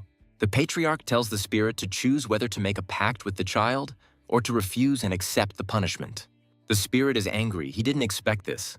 Still resisting the agreement, the spirit says that due to his rank, he is not afraid of punishment, and since he is here, he will burn down Joshua's house so that he can live in freedom. Pointing a finger at the patriarch, the spirit threatens Eli, telling him to watch his lands burn. While the spirit is gloating, Isaac crawls up behind him and opens his mouth wide. Not letting the spirit finish all the insults he was about to utter, Isaac takes the spirit into his mouth, horrifying everyone present. The spirit screams and calls the baby a brainless idiot, but Isaac only sucks the spirit contentedly while Riley screams at the baby that he can't eat it and that he shouldn't swallow it this time. Hearing this, the spirit is confused. He is embarrassed by the words about this time. While in the child's mouth, the spirit screams, asking how they are even going to take care of this child and calling them crazy.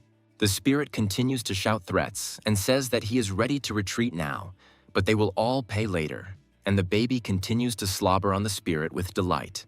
The spirit tries to teleport, satisfied with its decision, and says goodbye to the people.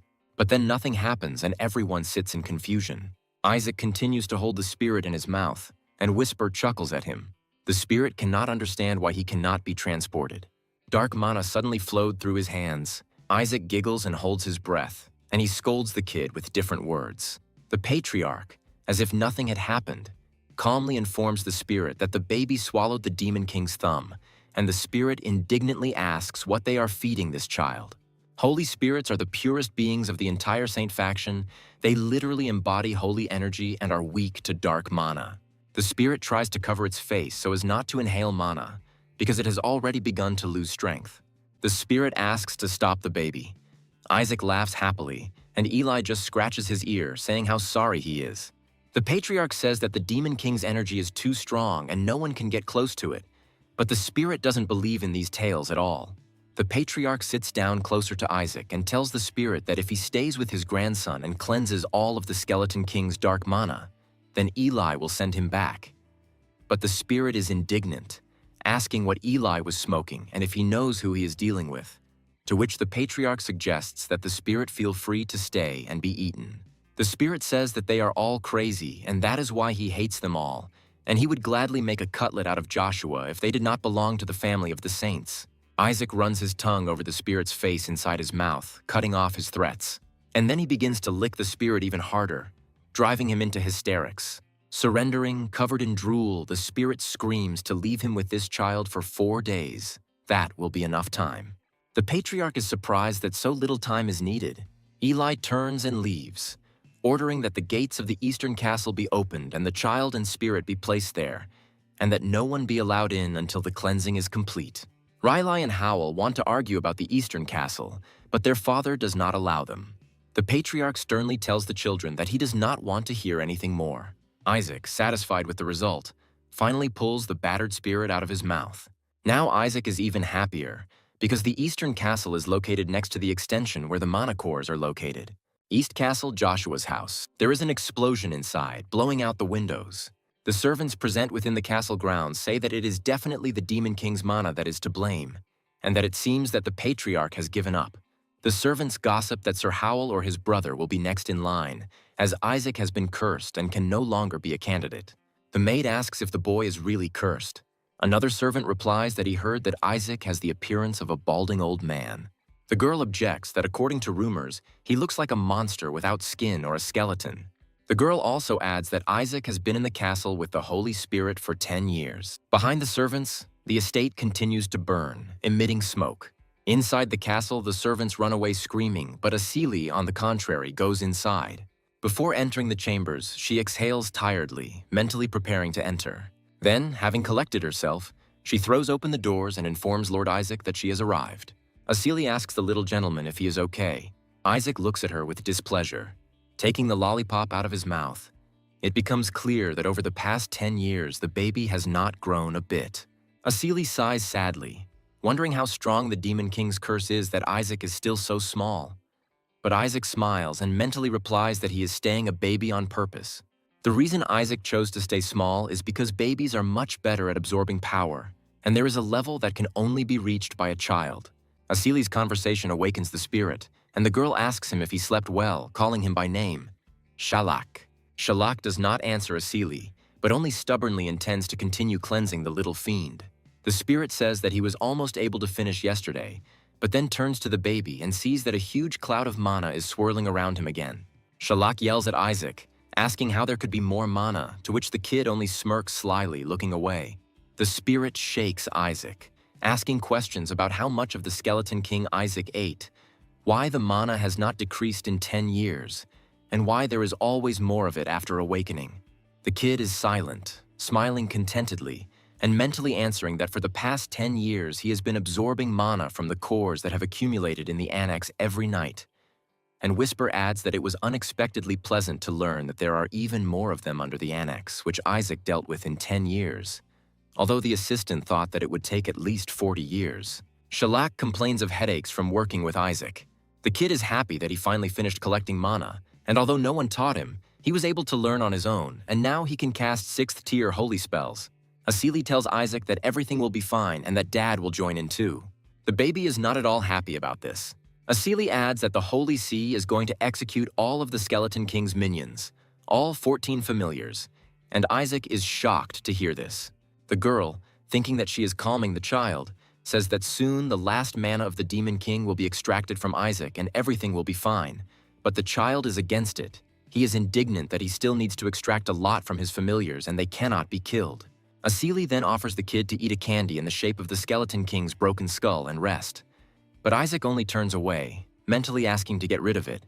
Now Isaac will have to come up with something to solve the problem with the minions. The kid is distracted from his thoughts by a voice coming from the window where Howl praises Shuri. Shuri is walking with her father in the garden, and her father praises the boy for not only skipping the test, but also becoming the youngest priest. Howl proudly tells his son that rumor has it that the princess herself will be present at Shuri's initiation. Shuri modestly tells her father that this is all nonsense because he is his father's son. Gowl beams with happiness and pride for her son, praising him for how smart he has grown up to be and promising that everything will be fine with Shuri. But before he could finish speaking, Howl discovered that his son had already disappeared, and in his place there remained only a light haze of the spell. At the same time, Shuri falls from the ceiling of the room with a wild scream and lands awkwardly face down on the floor in front of Isaac. The baby calls his name and Shuri lifts her face, almost crying. Isaac looks at Shuri angrily and threatens him. Shuri steps back in confusion. Isaac scolds Shuri for not being able to stop himself from lying and thinking that he only ran away because he entered the academy, while Shuri is afraid that he saw that crazy man again. The kid tells Shuri that he achieved everything he did only because of his training. Shuri replies that he tried his best too. It's not easy to be dedicated and become the best in class, but Isaac says that he couldn't have done it alone, and Shuri agrees. The kid thinks that he also needs to prepare for initiation, because many spells will only be available after that. Shuri awkwardly looks away. The kid jumps down to the floor, having made his decision, and says that Shuri should help him, but the boy is not thrilled about the prospect. Isaac makes an angry face, and Shuri immediately changes her mood, replying that he will help in any way he can. The kid smiles evilly, saying that he wants everything Shuri has, the prize money from the quiz, the things his father bought him. Isaac wants everything. Shuri is already crying her eyes out, mentally calling Isaac a demon. Shuri massages the baby's shoulders, and Isaac asks his brother what's going on with the killing of 14 familiars. Shuri replies that after the incident in the vault, demons no longer follow orders and seem to expect death, so they are executed. Isaac does not like this outcome. The kid says that since nothing can be done, he will solve everything within a year. Shuri is surprised and does not understand what exactly the kid wants to do. The kid says that he will join the ranks of the priests, and this makes Shuri laugh so much that he can't help himself. Shuri is already laughing openly, asking Isaac how he is going to do this. If not even at the academy, the kid is angry at his brother's reaction. There are sounds of blows, and now Shuri is sitting quietly and humbly with bumps on her head, and the kid asks him what's funny. Shuri tells Isaac that in general, there is a system of recommendations from professors. With them, Isaac could enter the academy. Isaac likes this method.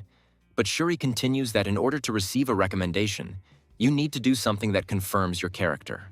Shuri carefully adds that Isaac is kind of an asshole, which angers the kid and his assistant. Shuri says that something very important needs to be done. For example, saving a life. And the higher the person saved is in society, the better. But it is not easy to find such a person. And Isaac thinks that there is little time left, only a month. But since the princess will be at the initiation, then it is possible to think of a plan. Although Shuri is frightened by such thoughts of the baby. But Isaac is not going to back down, already thinking of a plan, because the princess occupies a very high position in society. At the same time, in front of the training grounds of Joshua's estate, Eli stands in front of the gate and does not let people in. He sternly tells these people that Isaac will not go to the capital. The man and woman persuade the patriarch, saying that this year everything is different. There will be a foundation festival, and all the candidates for sainthood will be there. They must undergo initiation. Eli thinks about the woman's words. For 10 years, while others were showing themselves, there was no news from Isaac. The man says that 10 years ago, Isaac did something incredible in the relic storage, and therefore must go to the capital. The man says that Isaac is rumored to be in the eastern castle, like all the saints once were, and asks for permission to see how the boy has grown up. But the patriarch only sighs. The woman says that as a teacher at the academy, she has dreamed of teaching Lord Isaac all her life. And the initiation coincides with the princess's birthday, so even Dad will be there. The patriarch doesn't like this information very much, and he frowns. The professor continues to explain that Dad will be awarding the title of hero to everyone who is ordained, and Eli frowns even more, pursing his lips and thinking. Obtaining the title of hero increases your strength, which means it will bring benefits. Eli makes a last attempt to refuse, telling the professors that Isaac is too young to be ordained. But the professor counters that talent is more important than age. The professors make a very pitiful, pleading look, and the patriarch sighs, giving in and tells them to do whatever they want. The professors are overjoyed, but Eli immediately smiles slyly and tells them that they must be responsible for their words. Meanwhile, Isaac sits in his room with an important look and sucks on a lollipop while Shuri gives him a massage.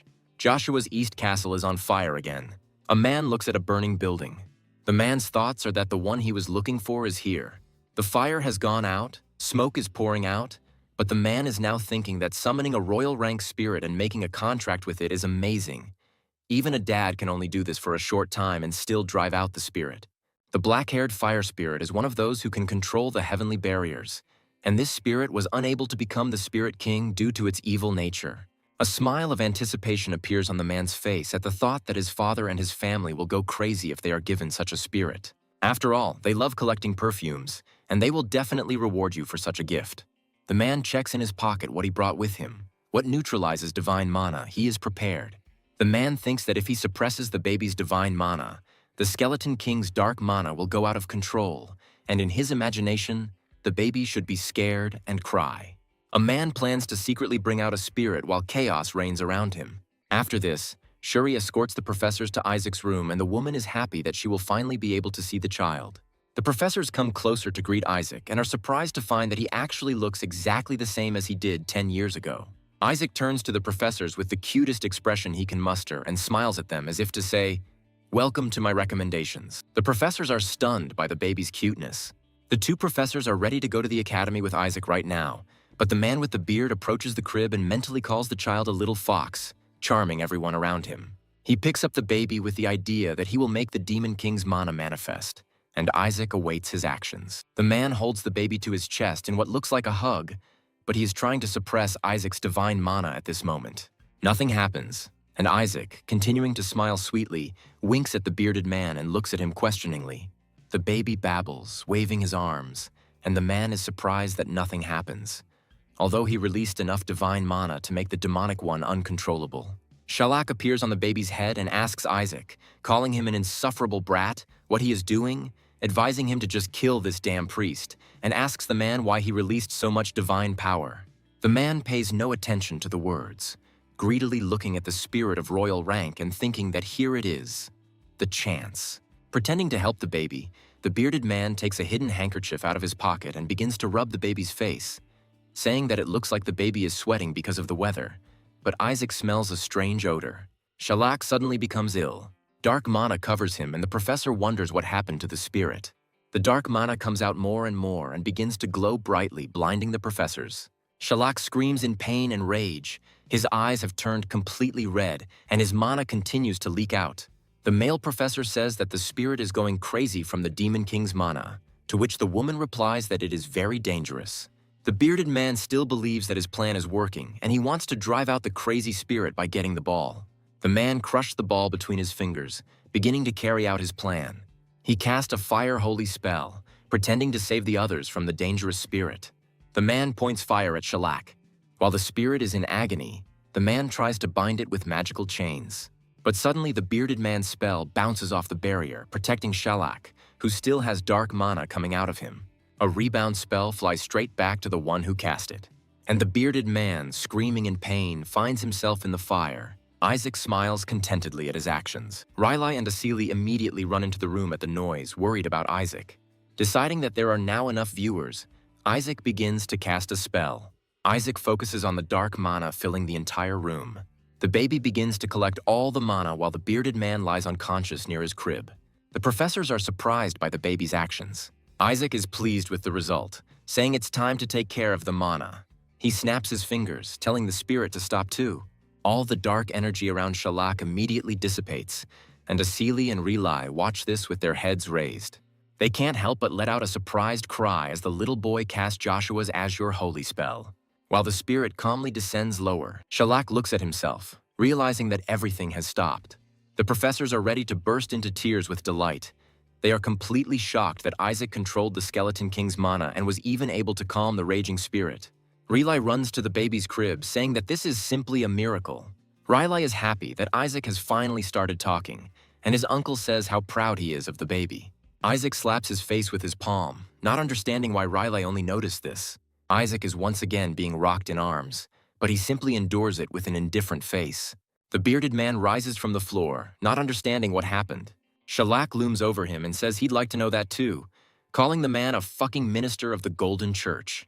The man shudders at the spirit's words. Shalak furiously asks who is behind all this. The minister tries to justify himself by saying that he only came to meet Isaac and that the spirit is mistaken. Shalak asks again why he is wrong if the minister came wrapped in fireproof clothing and the man is confused and cannot find an answer. Shalak says that from now on, all fire spirits will terminate their contracts with priests who are connected to the Pope. And with a smile, Shalak adds that he is doing this only because he is furious, and asks the servant not to misunderstand him. The man shouts after Shalak, asking him to wait, but the spirit only shrugs. In desperation, the minister asks how the spirits can break their connection with the priests who work under contract with the gods themselves, especially the Pope. Shalak indifferently tells the servant to fuck off, because he has long since severed all ties with the gods and is no longer bound by the rules. Isaac giggles contentedly as he sits in Asili's arms. The spirit tells the minister to get out of sight, and the man is at a loss as to what to do. Shalak then flies up to Isaac, addressing the baby. He says that Isaac saved him with divine power and even dealt with the Demon King's dark mana, and since the dark mana was purified, their contract is over. But Shalak says that he will stay with Isaac in gratitude for saving him, and the kid laughs maliciously, thinking that the spirit is acting like a true holy being, although in fact, he does not owe anything to anyone. When everything has calmed down, the professors are about to return to the sanctuary to report what happened. The woman says that a child of such a level should be ordained no matter what, which makes Isaac unable to hold back a villainous laugh, mentally thanking the professors for the recommendation. We move to the Patriarch's office, where Relai stands in front of his desk.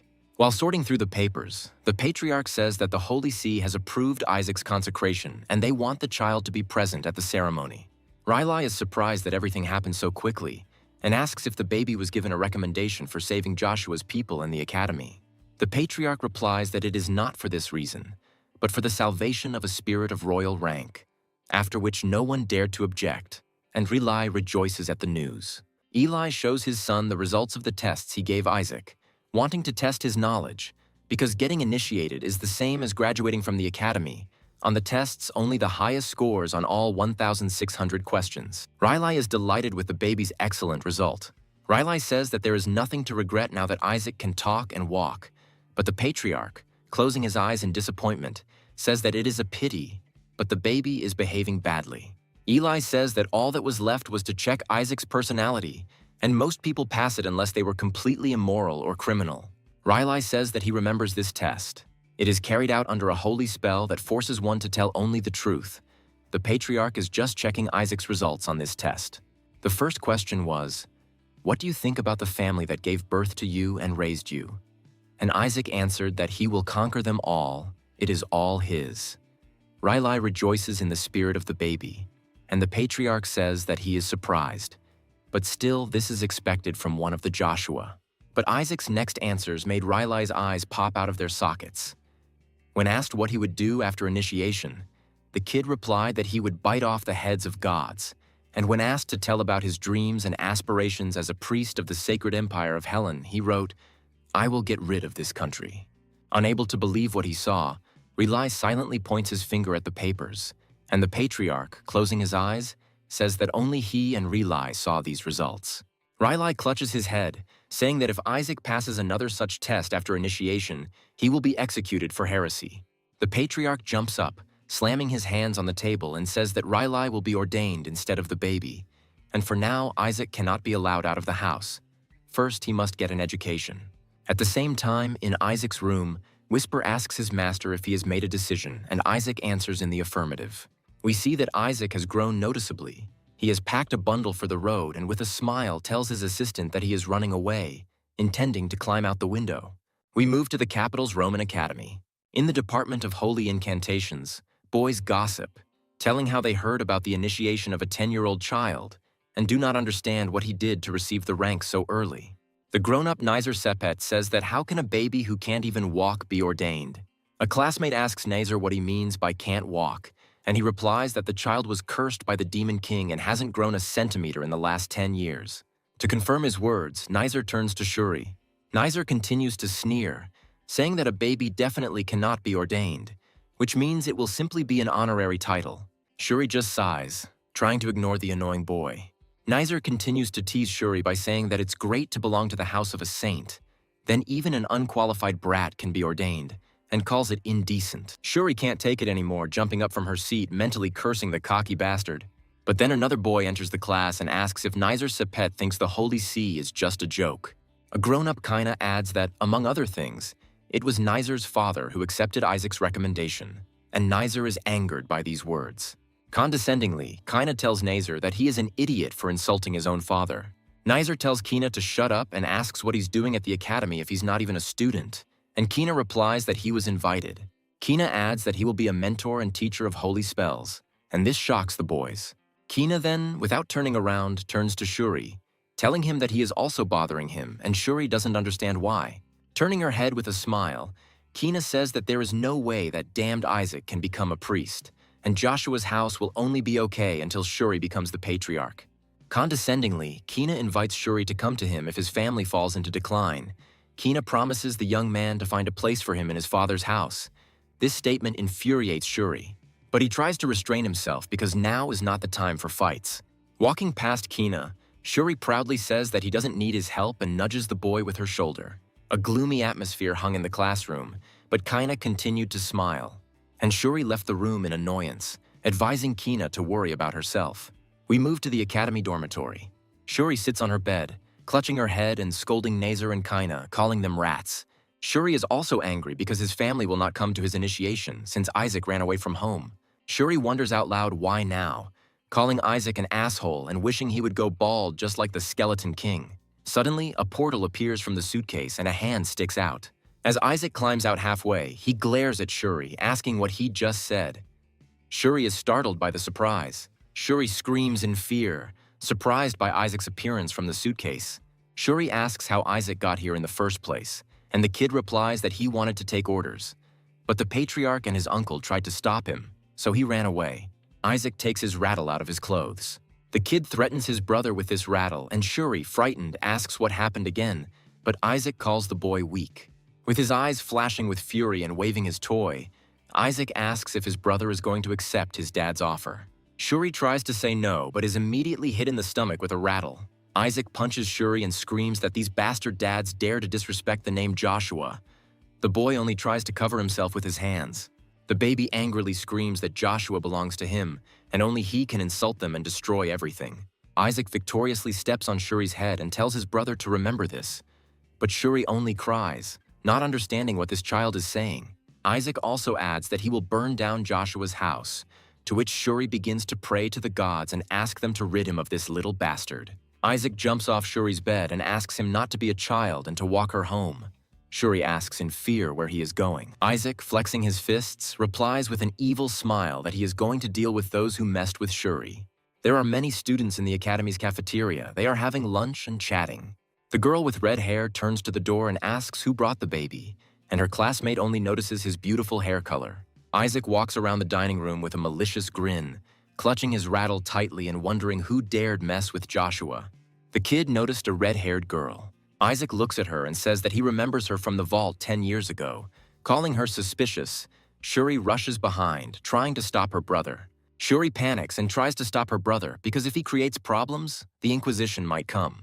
Seeing who Isaac has targeted, Shuri mentally says that it is Nizer's sister, Naki Sepet.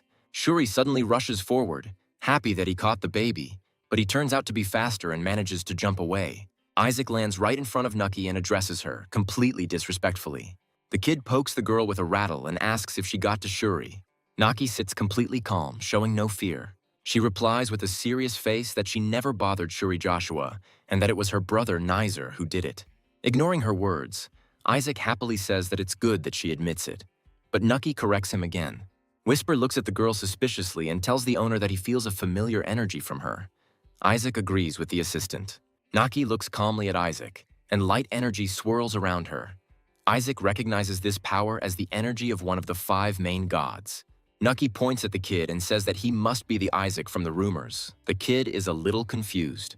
Naki looks at the baby with curiosity, saying that one of them is a cursed baby, and the second is a child from Dad's family, and that the Azura won't be able to achieve anything this year either. Naki sneers that it won't be long before Joshua is wiped off the face of the earth by the 5 faiths.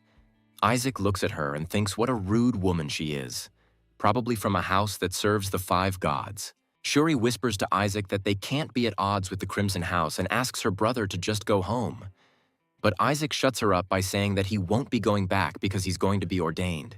Nucky jumps to his feet and tells Isaac that he will never be ordained. Nizer promised to file a protest with the Pope and cancel the ordination, because you can't ordain an untested child. Shuri stands gloomy, clutching her head. Shuri gets angry at Nizer, calling him names as much as she can. Naki mockingly remarks that judging by Isaac's behavior, his ordination will be cancelled anyway. Even before Nazer's protest, a man in a red robe approaches the girl from behind. The man asks Naki if they should call an inquisitor just in case, which greatly frightens Shuri because he knows that 70% of the inquisitors are from the Crimson House. Shuri suddenly grabs her brother in her arms and wants to carry him away. But he doesn't have time. A scream is heard in the dining room and the attention of everyone present shifts. A huge dark wolf appeared in the room and began to growl. The students began to run away screaming, frightened by the monster. Shuri's mouth dropped open in shock, and Isaac was delighted to see his insurance in the beast. The man in the red cloak tells Naki that it is dangerous here. Perhaps a monster has escaped from the training halls and covers the girl with his body. GL immediately gets hit in the face first and flies to the side. The monster's next target was Naki, while her protector lay on the floor to the side. When the beast's paw is already very close to the girl's face, she barely has time to get scared. But Isaac's rattle suddenly flies into the beast's side, knocking the monster off course. Isaac looks at the defeated wolf and mentally clicks his tongue that he is late, although Isaac called him for a long time. The beast rises after the blow and roars again. Naki attracts the monster's attention by casting a holy spell, which Isaac does not like. Before Naki can do anything, Isaac summons his magic and orders the wolf to leave. The wolf freezes in confusion, not understanding what is happening, and then he runs away whining with tears in his eyes. Whisper makes fun of the owner, who pulled out a peacefully resting monster, beat him up and drove him away, to which Isaac chuckles, answering, "Who has it easy now?" The Inquisition immediately bursts into the hall, asking where the monster is. While the Inquisitors are running around looking for the monster, Nucky awkwardly looks towards Isaac, who seems indifferent to what is happening. One of the Inquisitors asks if Naki is okay.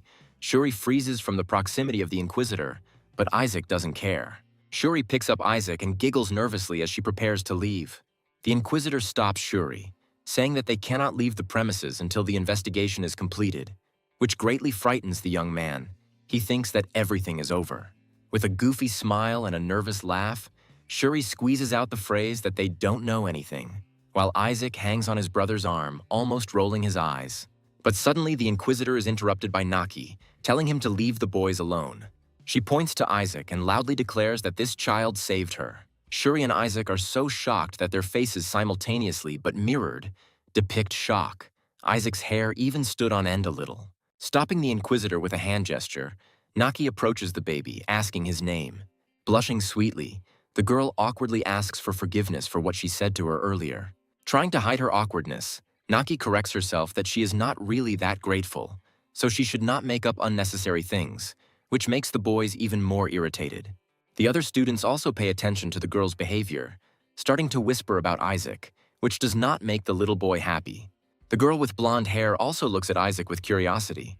She realizes that this is the same child that her brother spoke of, and the girl is introduced to us as the princess of the sacred empire of Helen, Charlotte Alec Frick Hella.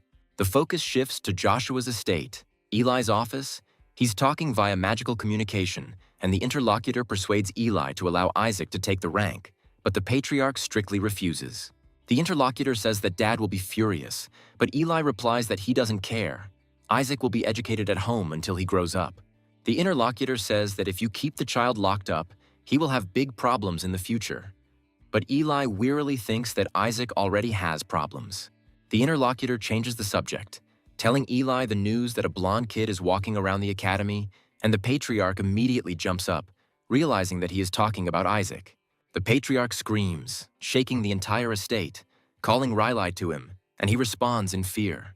Riley runs into his father's office but doesn't even have time to ask what's going on before the patriarch tells his son that they are going to the capital immediately. Father says that they must make it before tomorrow, and Riley is very surprised by what is happening. Riley tries to object that even by the shortest route such a journey would take at least a week. But his father interrupts him, informing him that there are 23 hours and 48 minutes left. With a look of determination on his face, Eli says they will run.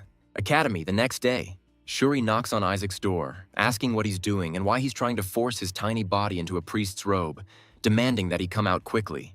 Shuri is embarrassed. He says that everyone will laugh anyway, so it's time to go out. Isaac shouts from the room that he is finished, but Shuri is ashamed again and asks his brother to give up and go home. Shuri raises her head, begging Isaac to follow his advice. But what he saw made Shuri's eyes pop out of their sockets. His jaw dropped to the floor, and he was completely speechless. A grinning Isaac came out of the room.